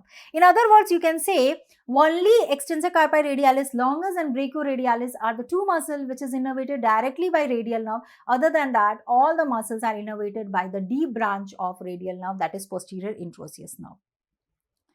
Now, let's talk about the cutaneous branches of radial nerve. So, if I talk about cutaneous branches, see this image, and you can see the cutaneous distribution are inferior lateral cutaneous nerve, inferior lateral cutaneous nerve of arm, posterior cutaneous nerve of arm, posterior cutaneous nerve of forearm, and superficial branch of radial nerve. So, you can see the lateral and the posterior part of arm, lower inferior lateral and posterior part of the arm, and posterior part of the forearm, along with the dorsal aspect of dorsum of the hand, except the nail birds, are getting cutaneous distribution from radial nerve. Now let's talk about the clinical anatomy. Lesions of radial nerve. One of the important site of lesion is in the axilla, where the reason will be crutch palsy. So what happens if for some person is ambulated, fractured the bones of the lower limb, and they want crutch to stand or walk, and in that case there is compression of radial nerve, it can lead to wrist drop. So all the extensor group of muscles, all the sensory distribution of the nerve is gone. That means dorsum lateral part, digits lateral 3.5, except the nail birds, because nail birds on the dorsum is getting innervation from median nerve. All extensor group of the muscle, triceps muscle, all that is the extensors of the elbow, all the extensor group of muscles of the forearm, all are paralyzed. If the injury is in the spiral group, this is very important for you to understand. In cases of Saturday night palsy, if the injury is in the level of spiral groove, the triceps is not affected. My dear aspirants, if you understand, I told you firstly the radial nerve will give innervation to medial head, long head, and then it gives innervation to lateral head and medial head. That means a part of triceps is already given innervation before reaching the spiral groove. That means total palsy or total paralysis of radial, total paralysis of triceps has not happened. That means extension of elbow is not completely gone. Please note down, if the level of injury is in the spiral groove, that means extension of elbow is still possible, because total tricep injury is not happened, because before reaching the spiral groove only the long head and the medial head part has been innervated. So that means all other part will be similar, but total paralysis of elbow will not be, total paralysis of action of extension of elbow is not there, in case the injury is not at the level of axilla, but the injury is at the level of spiral groove. This is commonly seen when the person becomes drunkard at the Saturday night and sleep on the chair by compressing the radial nerve at the spiral groove level. So injury to deep branch. When I am talking about deep branch, that means which nerve is injured? Posterior introosseous nerve is only injured. So that means posterior introosseous nerve is injured. That means all the muscles of extensor group is paralyzed except brachioradialis, extensor carpi radialis longus. Why? Because they are directly getting innervation from radial nerve, not the deep part. Also, there will be no sensory loss. Slight extension is possible with radial deviation. Now, nurse med elbow, actually what happens in cases of radial head subluxation. For example, in small children of 1 to 4 years, 5 years, you swing the children by their hand and certain radial head subluxation takes place, and radial head is injured, and what happens, radial nerve is injured in this case, and the baby will have wrist drop. So that is called as nursemaid elbow, and this is seen in this other name is called as radial head subluxation, and the nerve being injured as at the distal in the radius, near to the radius bone head, and the nerve being injured is radial nerve, and the condition which is seen is wrist drop. Summary. So just for your MCQ summary, triceps is paralyzed, injury is in axilla. Brachioradialis is paralyzed with normal triceps, injury is radial groove. Both brachioradialis and triceps is normal, injury is beyond the level of lateral epicondyle. So very important, just by heart this. This is the level of injury, and this is showing how the nerves are. We can know the level of injury in the case if the muscle triceps escapes the injury. That means if the triceps is paralyzed, that means axilla. If triceps is escaping the injury, brachioradialis is paralyzed, radial groove. If brachioradialis, triceps both is normal, injury is beyond lateral epicondyle. Let's talk about the MCQs. Clinical MCQ. A patient presents to the emergency department with weak wrist extension. Please mind it, a very important key point, weak extension of the wrist. Sensation is intact. The affected nerve most likely is injured at which level? We are knowing that radial nerve is injured in this case, and my dear, what is the location of radial nerve? Carpal tunnel is the location of median nerve. Hook of hamate is the location of our ulnar nerve. Surgical neck of humerus is the location of axillary nerve. Head of radius is the correct answer. That is the location of radial nerve. Coracobrachialis will be the location of musculocutaneous nerve. So the correct answer will be in relation to head of radius. We have got the radial nerve, and radial nerve is injured because the patient is having weak wrist extension. Now let's talk about the next MCQ. It is again a clinical MCQ for you. A 25-year-old male fractured his right tibia in a motor vehicle accident. His right leg is fixed in a cast. Okay, he is ambulated. He requires crutches to ambulate. 2 weeks later, he presents with difficulty extending his wrist. Injury to which of the following nerve is most likely happened in this case? Whether the injury is of suprascapular nerve, long thoracic nerve, axillary nerve, accessory nerve, or radial nerve.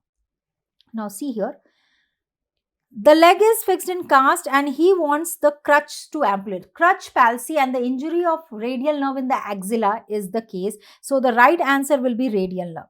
Now, we have just discussed crutch palsy is seen in case of radial nerve injury when the radial nerve is injured in the axilla and all the extensors are gone. Extension of elbow is gone because of triceps being involved. Extensors of the wrist are gone because all the muscles of extensors of forearm and wrist all are gone.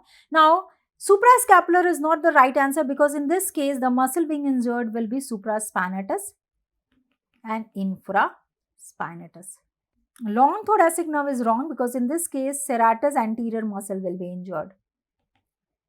Axillary nerve is wrong because in this case deltoid muscle is injured.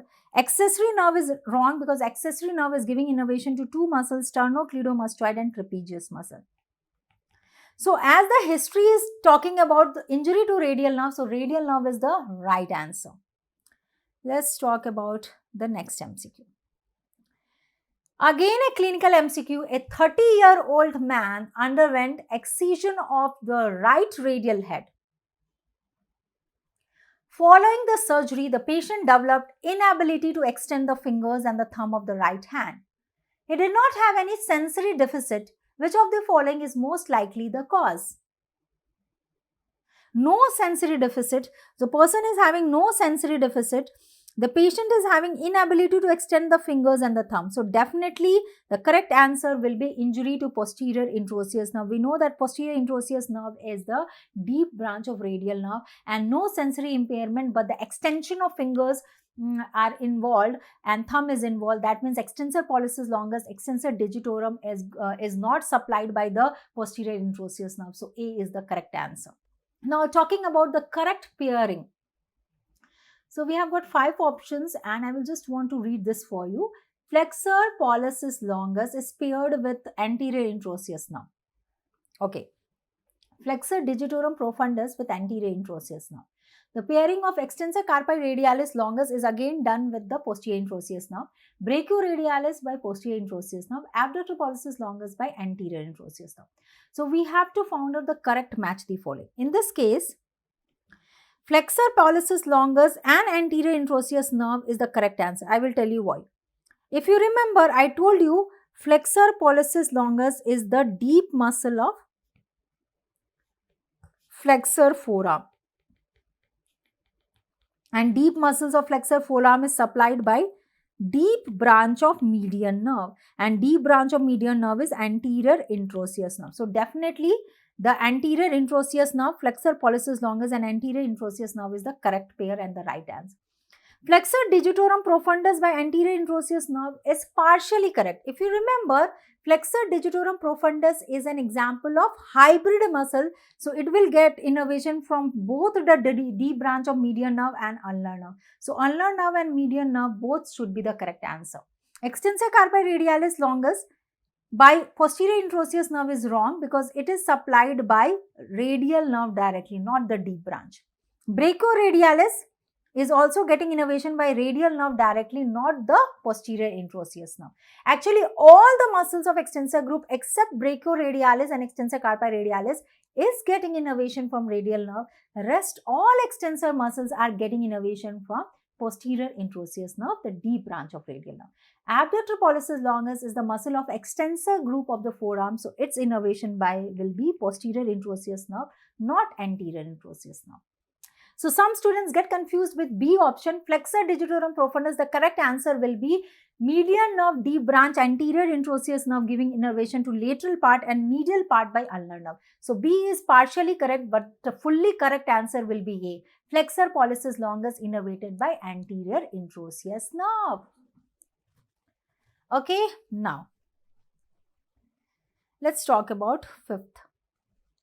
Radial nerve innervate muscles in extensor compartment of forearm, but it also innervates one of the other muscle which is also considered to be the muscle of extensor, but it is having flexure action also, which is the right answer. Very easy, I have given you the list of the muscle and the correct answer will be brachioradialis. Both brachioradialis and extensor carpi radialis longus being a muscle of extensor compartment, brachioradialis is also having the action of, along with it, the action of flexion and mid-prone supination and pronation. So, brachioradialis is the correct answer, which is a muscle being innervated by radial nerve but having the action as the flexor group of muscle. So, done with this. Now, my dear aspirants, I would like to start with the thorax. So, important topics of thorax, we will go through this. We have already completed general anatomy and upper limb. So, let's start with the thorax. So, as it is a revision session and quickly we have to cover a most important point, so only I am slightly going at a faster rate because many of the topics has to be covered in less span of time. So, let's start with the thorax. If I talk about one of the important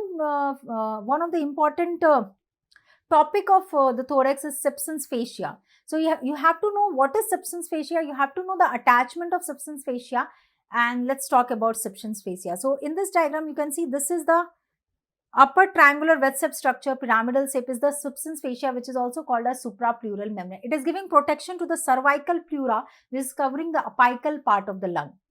So, substance fascia, please write down, substance fascia is also called as suprapleural membrane. It is also called as suprapleural membrane. Its apex is attached to transverse process of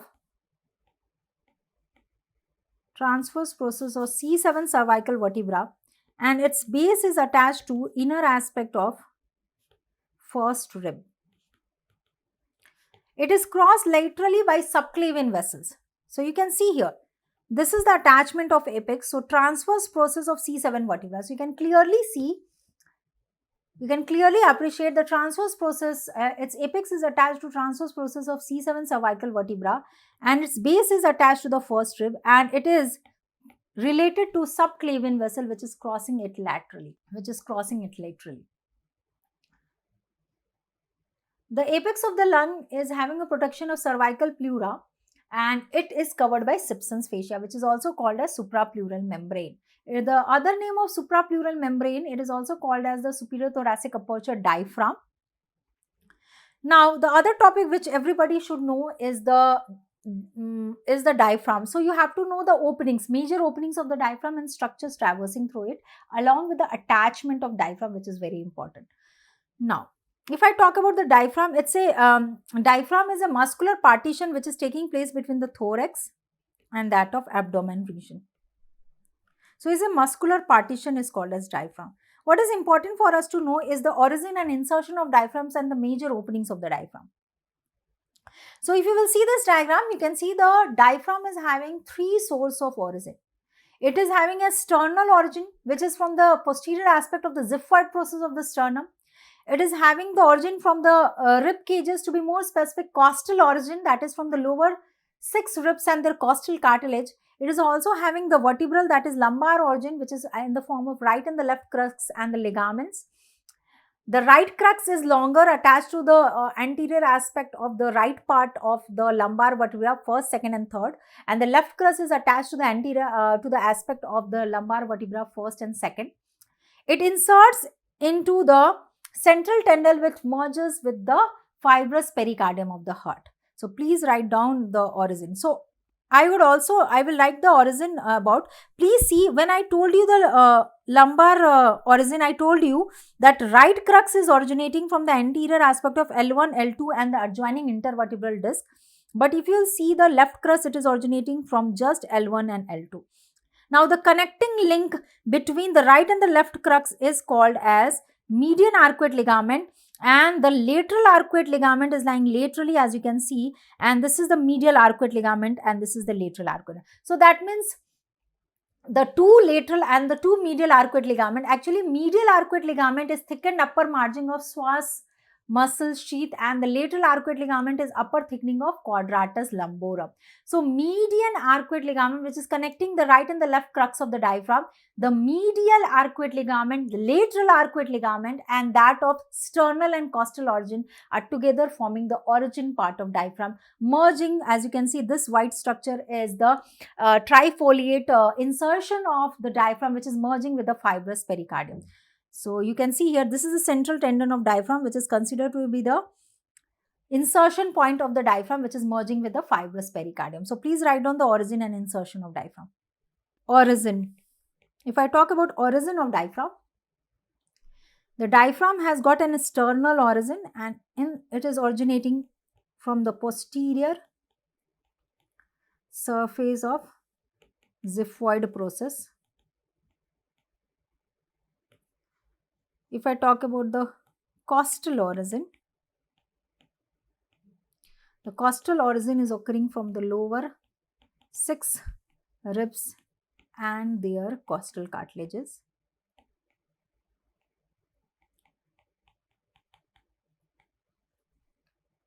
If I talk about the vertebral origin is in the form of right crux of the diaphragm, the left crux of the diaphragm and the ligaments.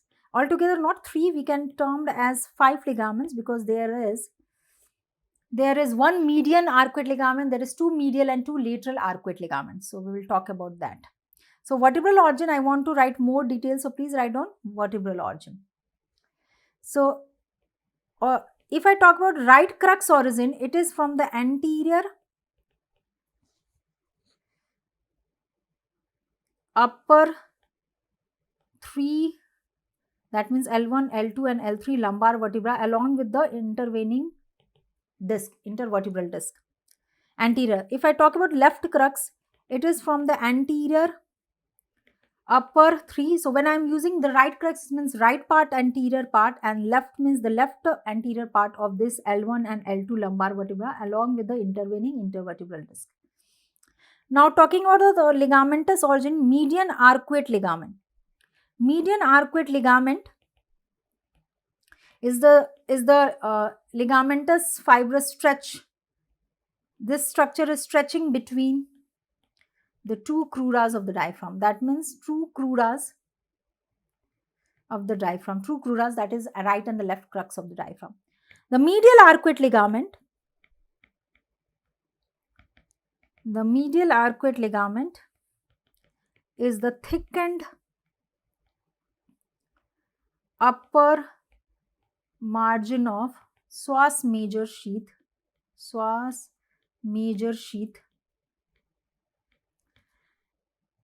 and the lateral arcuate ligament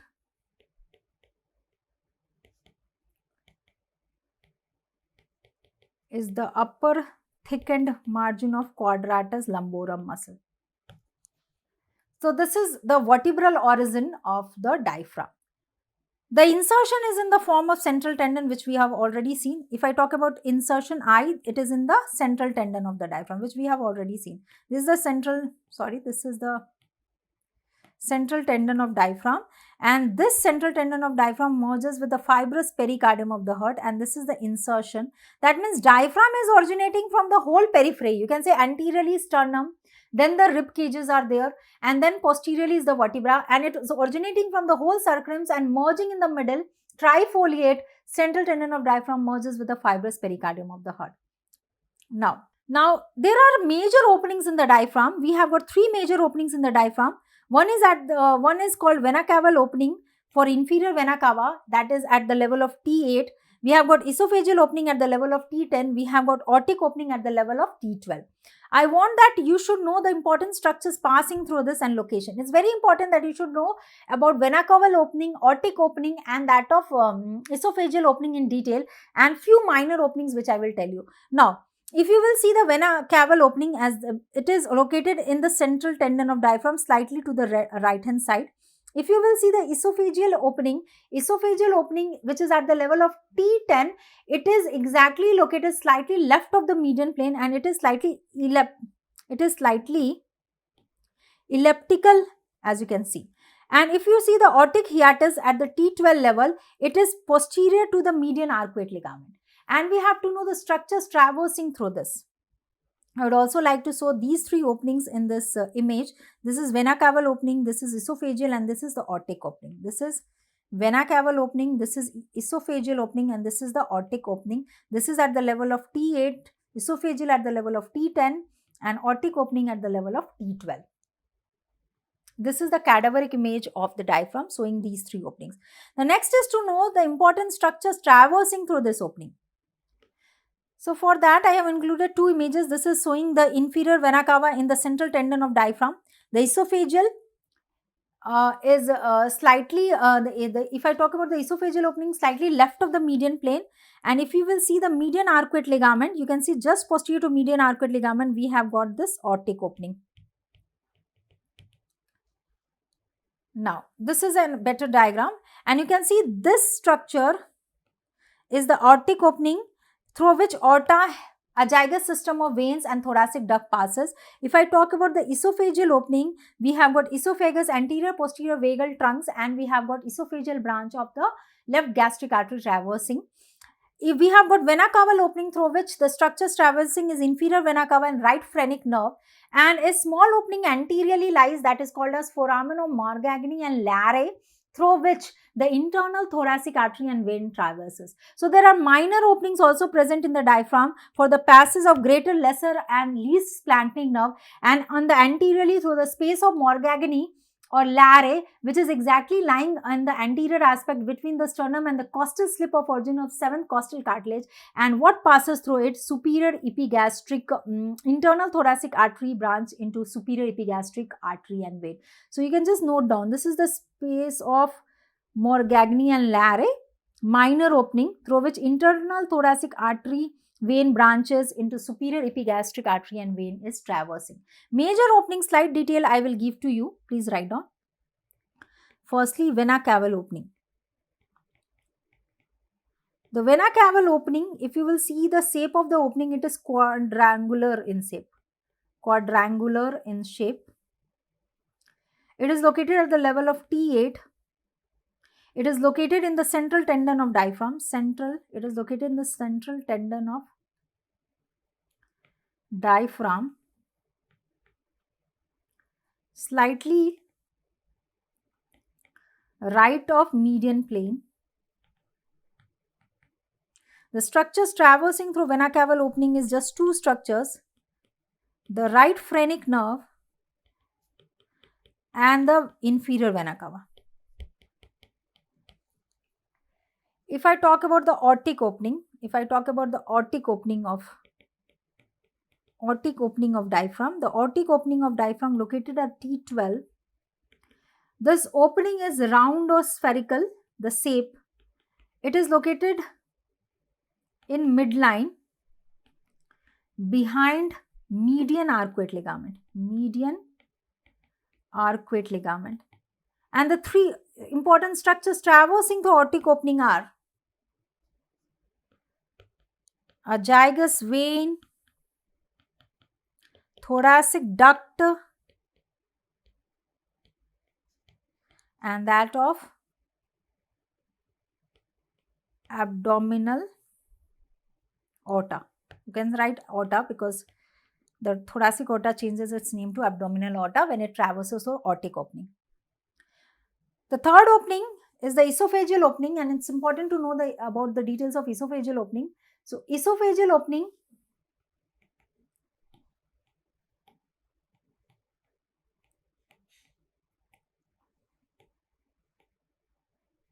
is located at the level of T10. It is elliptical in shape. It is located slightly to the left of median plane. And the structures traversing are, the structures which is passing through esophageal openings are esophagus, right and the left vagus nerve, that means posterior and anterior vagal trunk, esophageal branch of left gastric artery.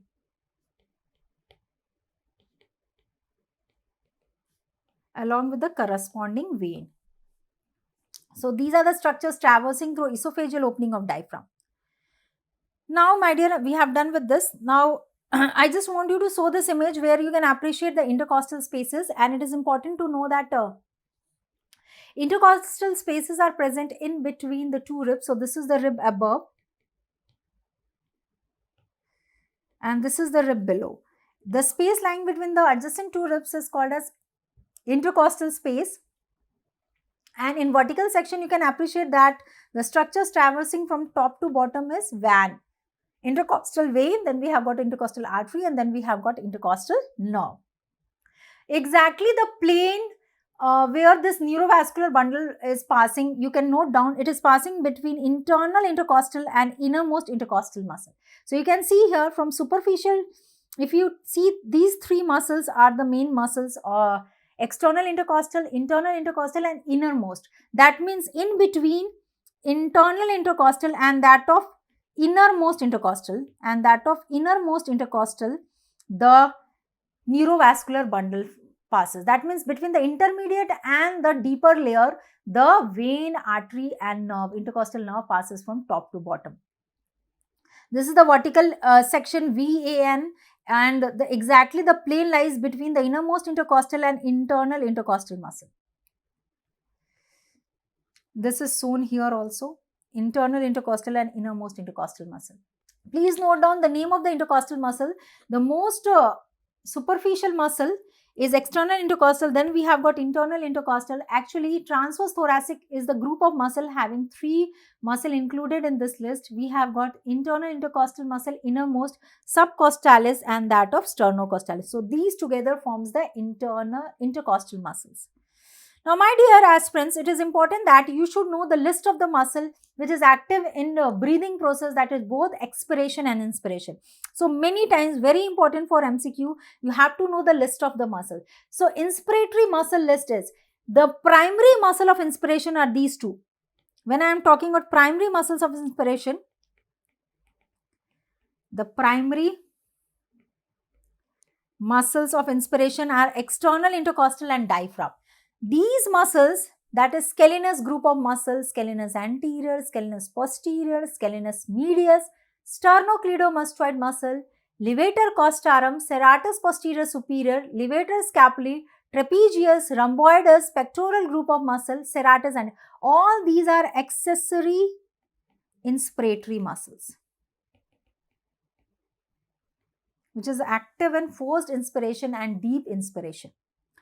Expiratory muscle is a passive process and no muscles are required for expiration, but in cases of forced expiration,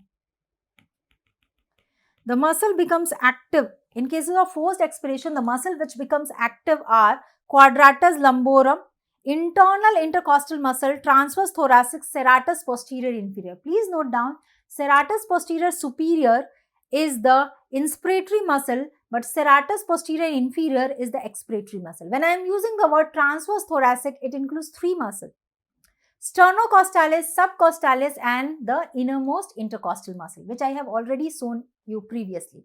So these are the muscle active in the forced expiration. Now, content of the intercostal space, intercostal vein, artery and nerve has been shown. Actually, if I just want you to give a brief of intercostal nerve, intercostal artery and intercostal vein, because these has been asked many times.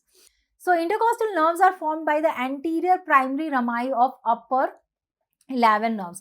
Typical intercostal nerves and atypical. When I am using the word typical intercostal nerve, it means that typically it is fixed to its course. So, typical intercostal nerves are 3rd, 4th, 5th and 6th. All other nerves are atypical. So, that means for example, why I have included this, because this course of this thoracic nerve like T1, it is going to give innervation and forming lower trunk of brachial plexus.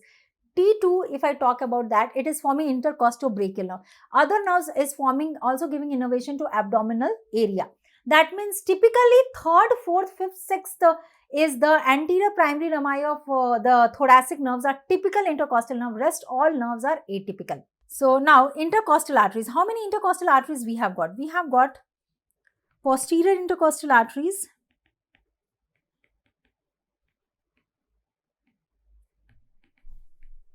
and we have got anterior we have got 11 pair of posterior intercostal artery. In this, first and second posterior intercostal artery is branch of superior intercostal artery, and superior intercostal artery is branch of costocervical trunk.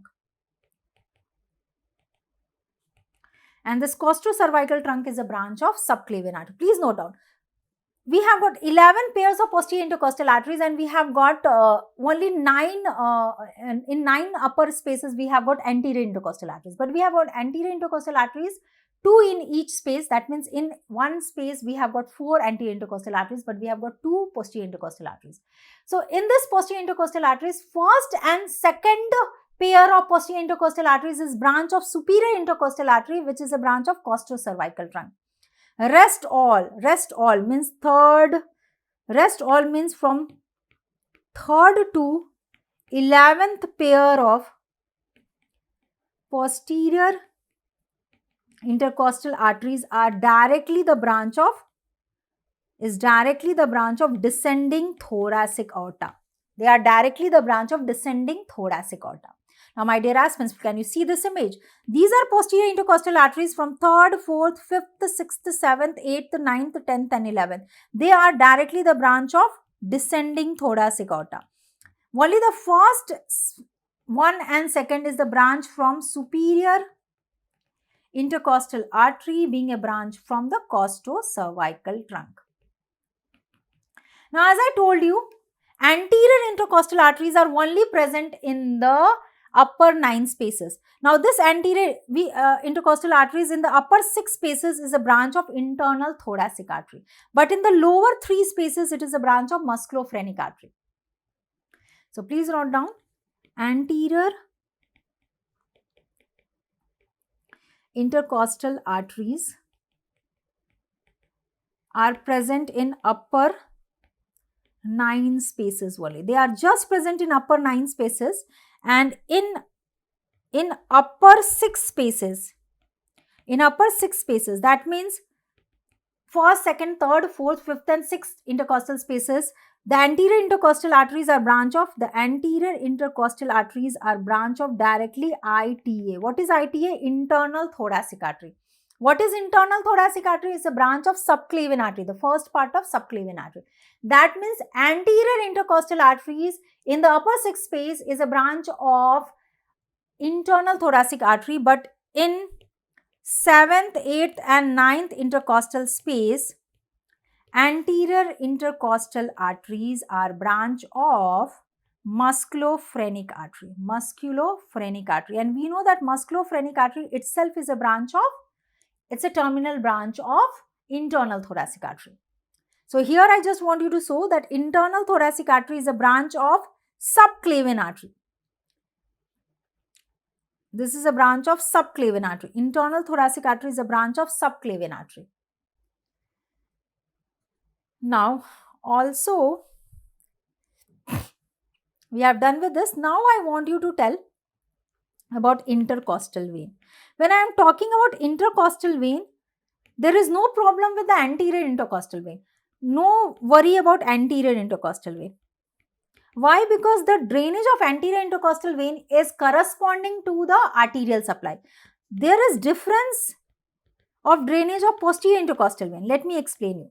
When I am telling it, anterior intercostal vein will drain corresponding to anterior intercostal artery. Means they are corresponding to each other. But the drainage of posterior intercostal vein on right and the left side is different. So, it is important to pay attention to this point. Okay. That means, in other words, let me explain it, because just if you understand, you are knowing the facts. When I am talking about anterior intercostal vein, there will be 9 anterior intercostal veins. There will be, means 2 pairs of anterior intercostal veins in each of the 9 spaces. So, anterior intercostal vein in upper 6 spaces will drain into internal thoracic vein, and in the space 7, 8 and 9, it will drain into musculophrenic vein. When I am talking about posterior intercostal vein, the drainage is different on right and the left side. So, for understanding that, I want you to show this diagram. See here. This is right side and this is left side. So, just understand this image and you will get the right answer. So, this is showing the venous drainage. So, what you can say, first posterior intercostal vein of right side and first posterior intercostal vein of the left side both drains into respective brachiocephalic vein. That means first posterior intercostal vein of right side and the first posterior intercostal vein of the left side, both are draining into brachiocephalic vein. Now, second, third and fourth. Here also second, third and fourth posterior intercostal. So, in left side and right side, second, third and fourth together they form right superior intercostal vein, and in left side they form left superior intercostal vein. Now see, left superior intercostal vein is draining into left brachiocephalic vein, but in the right side it is draining into azygous vein. Got it? It is draining into azygous vein. Now, other than that, 5th, 6th, 7th, 8th, 9th, 10th, 11th, all are draining in the right hand side to azygous vein, but 5th, 6th, 7th, 8th in the left side drains into accessory hemiazygous, and 9th, 10th, 11th is draining into hemiazygous in the left side. Very important, you can just write down if you are not able to remember. Write down right side, write down left side. Right first posterior intercostal vein drains into right brachiocephalic vein. Same goes with right first left, same goes here, left first posterior intercostal vein, and in left side it drains into left brachiocephalic vein.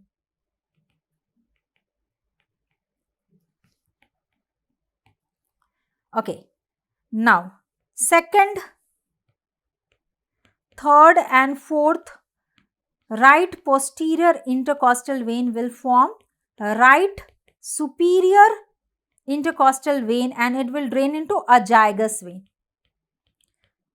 What is the difference in the left side? In left side, second, third and fourth left posterior intercostal vein will form left superior intercostal vein, and it will drain into left brachiocephalic vein. I have shown the image, I am writing also so that you can have a quick revision of it. Now, 5th, 6th, 7th, 8th, 9th, 10th and 11th right posterior intercostal vein, all will drain into azygous vein, but this is not the case in the left side. Write on 5th, 6th, 7th, 8th, left posterior intercostal vein will drain into accessory hemiazygous vein.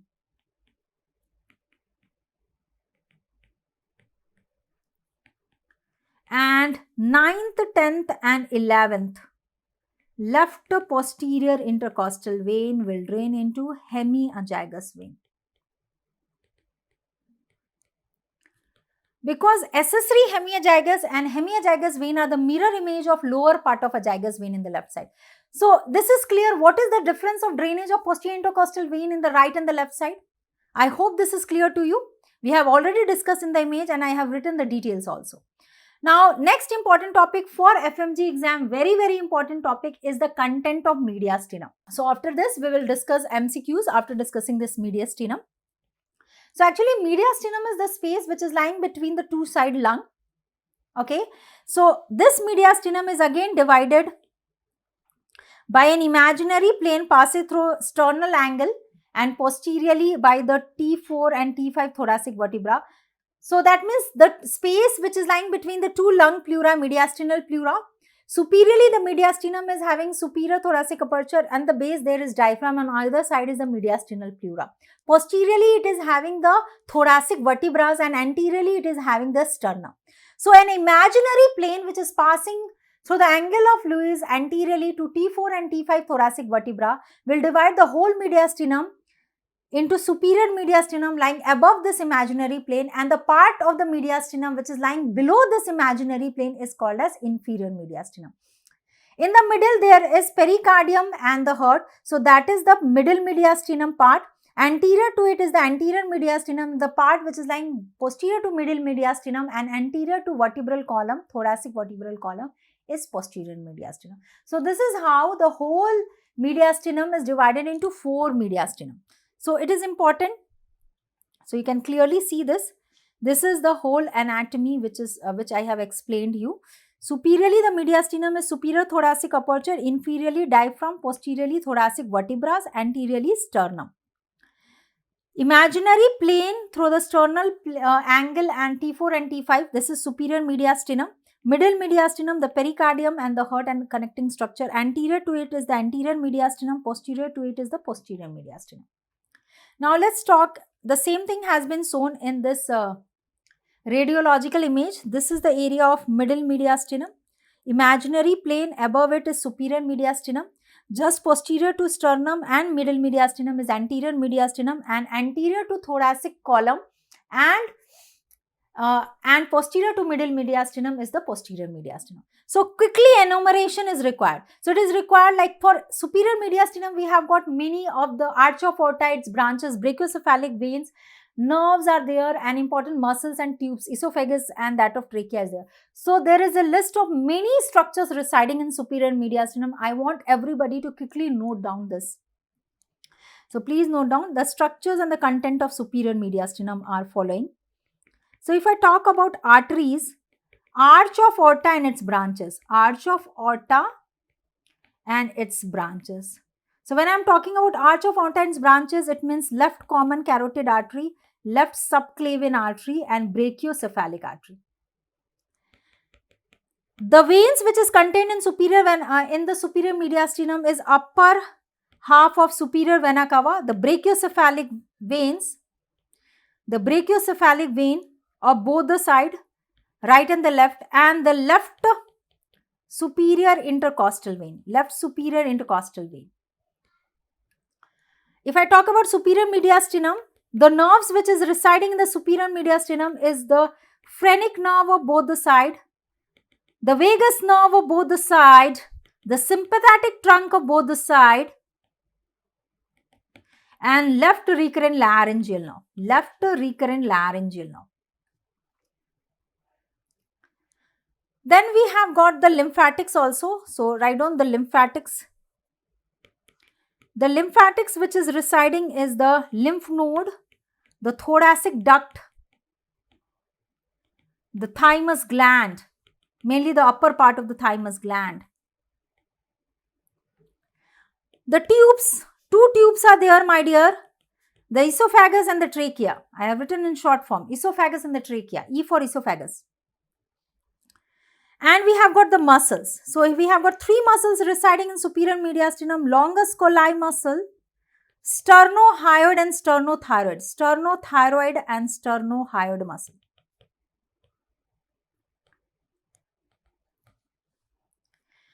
Now coming to the contents of the anterior mediastinum. So directly the MCQ comes about the content. So only I am quickly revising it. In the anterior mediastinum, we have got non-specific content like loose areolar tissues are there. Then there is lymphatics.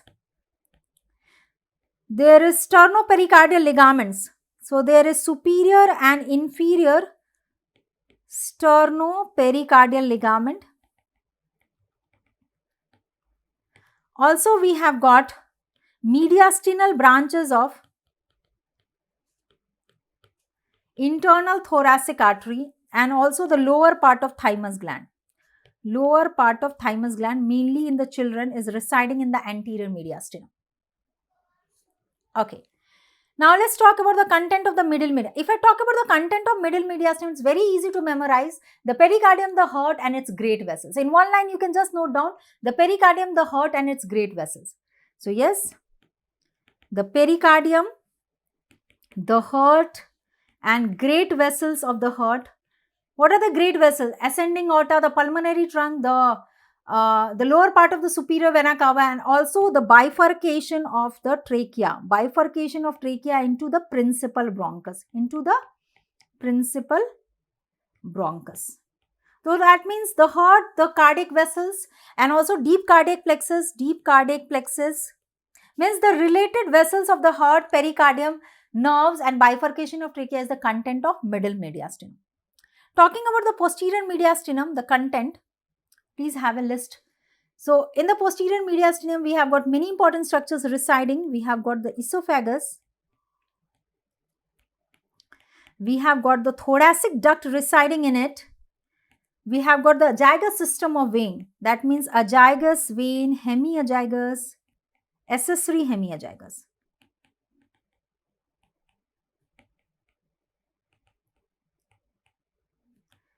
Other than that, we have got the vagus nerves.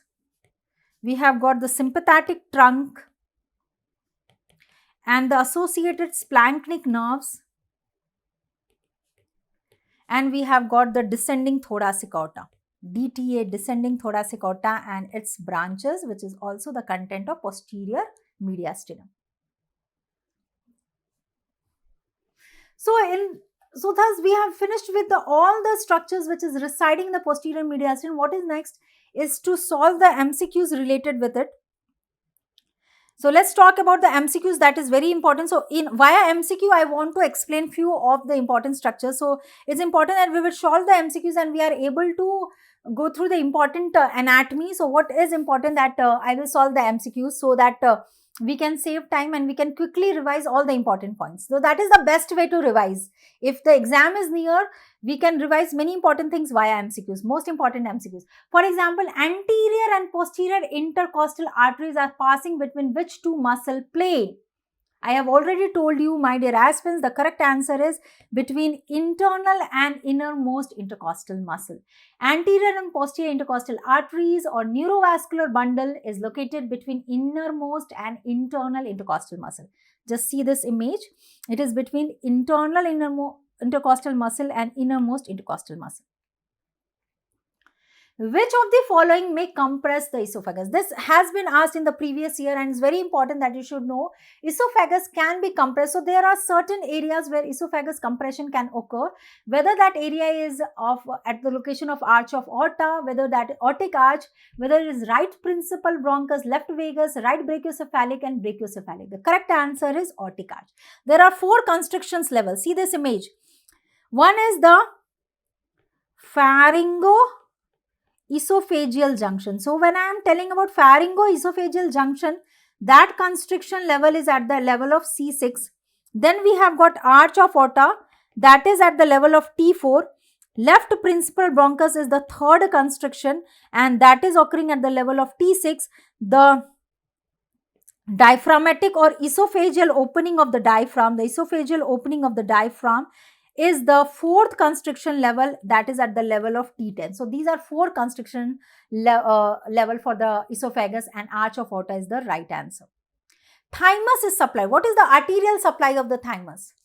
By brachiocephalic artery, posterior intercostal, left common carotid, anterior intercostal branch of internal thoracic artery. My dear aspirant, please note down the thymus gland is getting its blood supply from the branches of internal thoracic artery. To be more precise, it is from anterior intercostal branches of internal thoracic artery. I would like to show you this image. See here.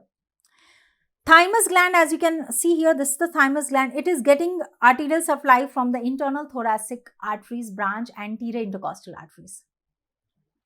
Superior most structure in the hilum of right lung. It's very important to understand that the relation of the hilum of the lung or root structures of the lung has got relation similar when you proceed from anterior to posterior, but the relation is dissimilar when you proceed from above to down. So the most above structure, or the most highest structure or superior structure in the hilum of right lung, the answer will be epiarterial bronchus. So for that, I just want you to give you a note. Please write down here. Hilum structures, or you can say root of lung, relation from AP. AP means anterior to posterior is similar for both side, means both side. That is, the mnemonic is VAB, VAB. V for pulmonary vein, A for pulmonary artery, and B for bronchus. So that means anterior to posterior, the relation of the root structures or the hilum of right and left lung is similar. If you proceed from anterior to posterior, it will be the pulmonary vein superior, and then we have got the pulmonary artery and bronchus. But the difference in the relation is happening is from above to down. So please write down. Okay, coming to this, write down root of right lung and root of left lung. Here you write down above to down. So relation I am talking above to down. So the most superior structure in the right side will be epiarterial bronchus, then is the pulmonary artery, then is the hyparterial bronchus, and the lowest most structure is inferior pulmonary vein. If I talk about the relation of structures in the left lung, the superior most structure will be pulmonary artery. Then there is only one principal bronchus on the left side. So principal left bronchus, principal bronchus of the left side, and the inferior most structure will be inferior pulmonary vein. So this is difference of the relation in the root structure or root of the lung in right and the left side when you proceed from above to down. But the relation of the root structures in the lung hilum is similar when you proceed from anterior to posterior, VAB. Now, which of the following is not supplying the marked area of the heart? The answer is, so my dear aspirants, if you see this, this is an image based question. If you will see this, this is the right ventricular chamber of the heart. This is the right ventricular chamber of the heart, and the right ventricular chamber of the heart is not getting its blood supply from diagonal artery. So the correct answer is diagonal artery. Actually, diagonal artery is a branch of left coronary artery, and it is not giving any kind of blood supply to the right ventricular chamber. The right coronary, the anterior interventricular, and the marginal artery. Right coronary, anterior interventricular, marginal, all are the branch of right coronary artery. They are giving blood supply to the right ventricle. This is the right ventricular chamber, my dear. This is the right ventricular chamber, and it is getting blood supply from the source of right coronary artery. Only the diagonal artery, being the branch of left coronary artery, it is not giving any kind of arterial supply to that of right ventricle. Now, talking about the other important, true about internal thoracic artery. When I am talking about internal thoracic artery, I told you it's a branch from the first part of subclavian artery. So definitely the correct answer is it arises from the first part of subclavian artery.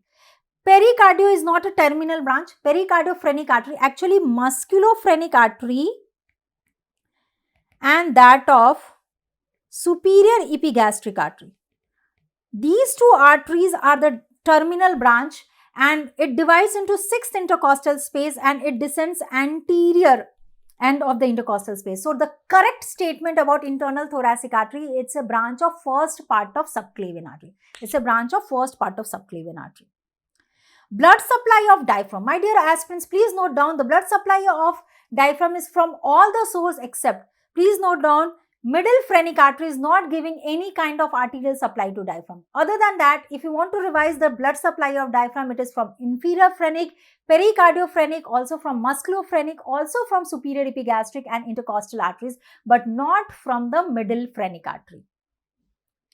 Now, one more thing I want you to tell that bronchopulmonary segment, we know that bronchopulmonary segments are there 10 and 10 on right and the left side. But at times, the right side will always have 10, but left side can have 8. So, the correct answer is 10 and 8. This variation is important. I want everybody to note down. Yes, at times, the left side of the lung can have 8 bronchopulmonary segment, but right side will always have 10 bronchopulmonary segment. I just want you to give the list. So, please see on the left side, the apical posterior has joined to form 1 and the basal anteromedial bronchopulmonary segment have joined to form 1 bronchopulmonary segment. That left side at times can have 8 bronchopulmonary segment, but right side always have 10 bronchopulmonary segment. So, please don't get confused. If the question is directly bronchopulmonary segment, how many in number? 10, 10 is right. But if it is given in 10, 8, 8 or 10, then 8 will be present in left lung, but always 10 bronchopulmonary segment is present in right lung. Now, this is a very important question. Which of the following do not elevates the rib? Which of the following do not elevates the rib?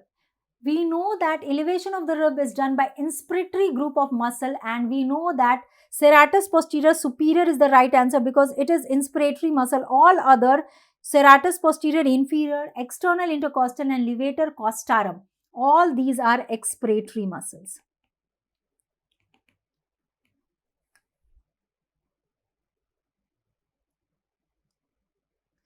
So, actually, which do not elevates the rib? You can other way ask that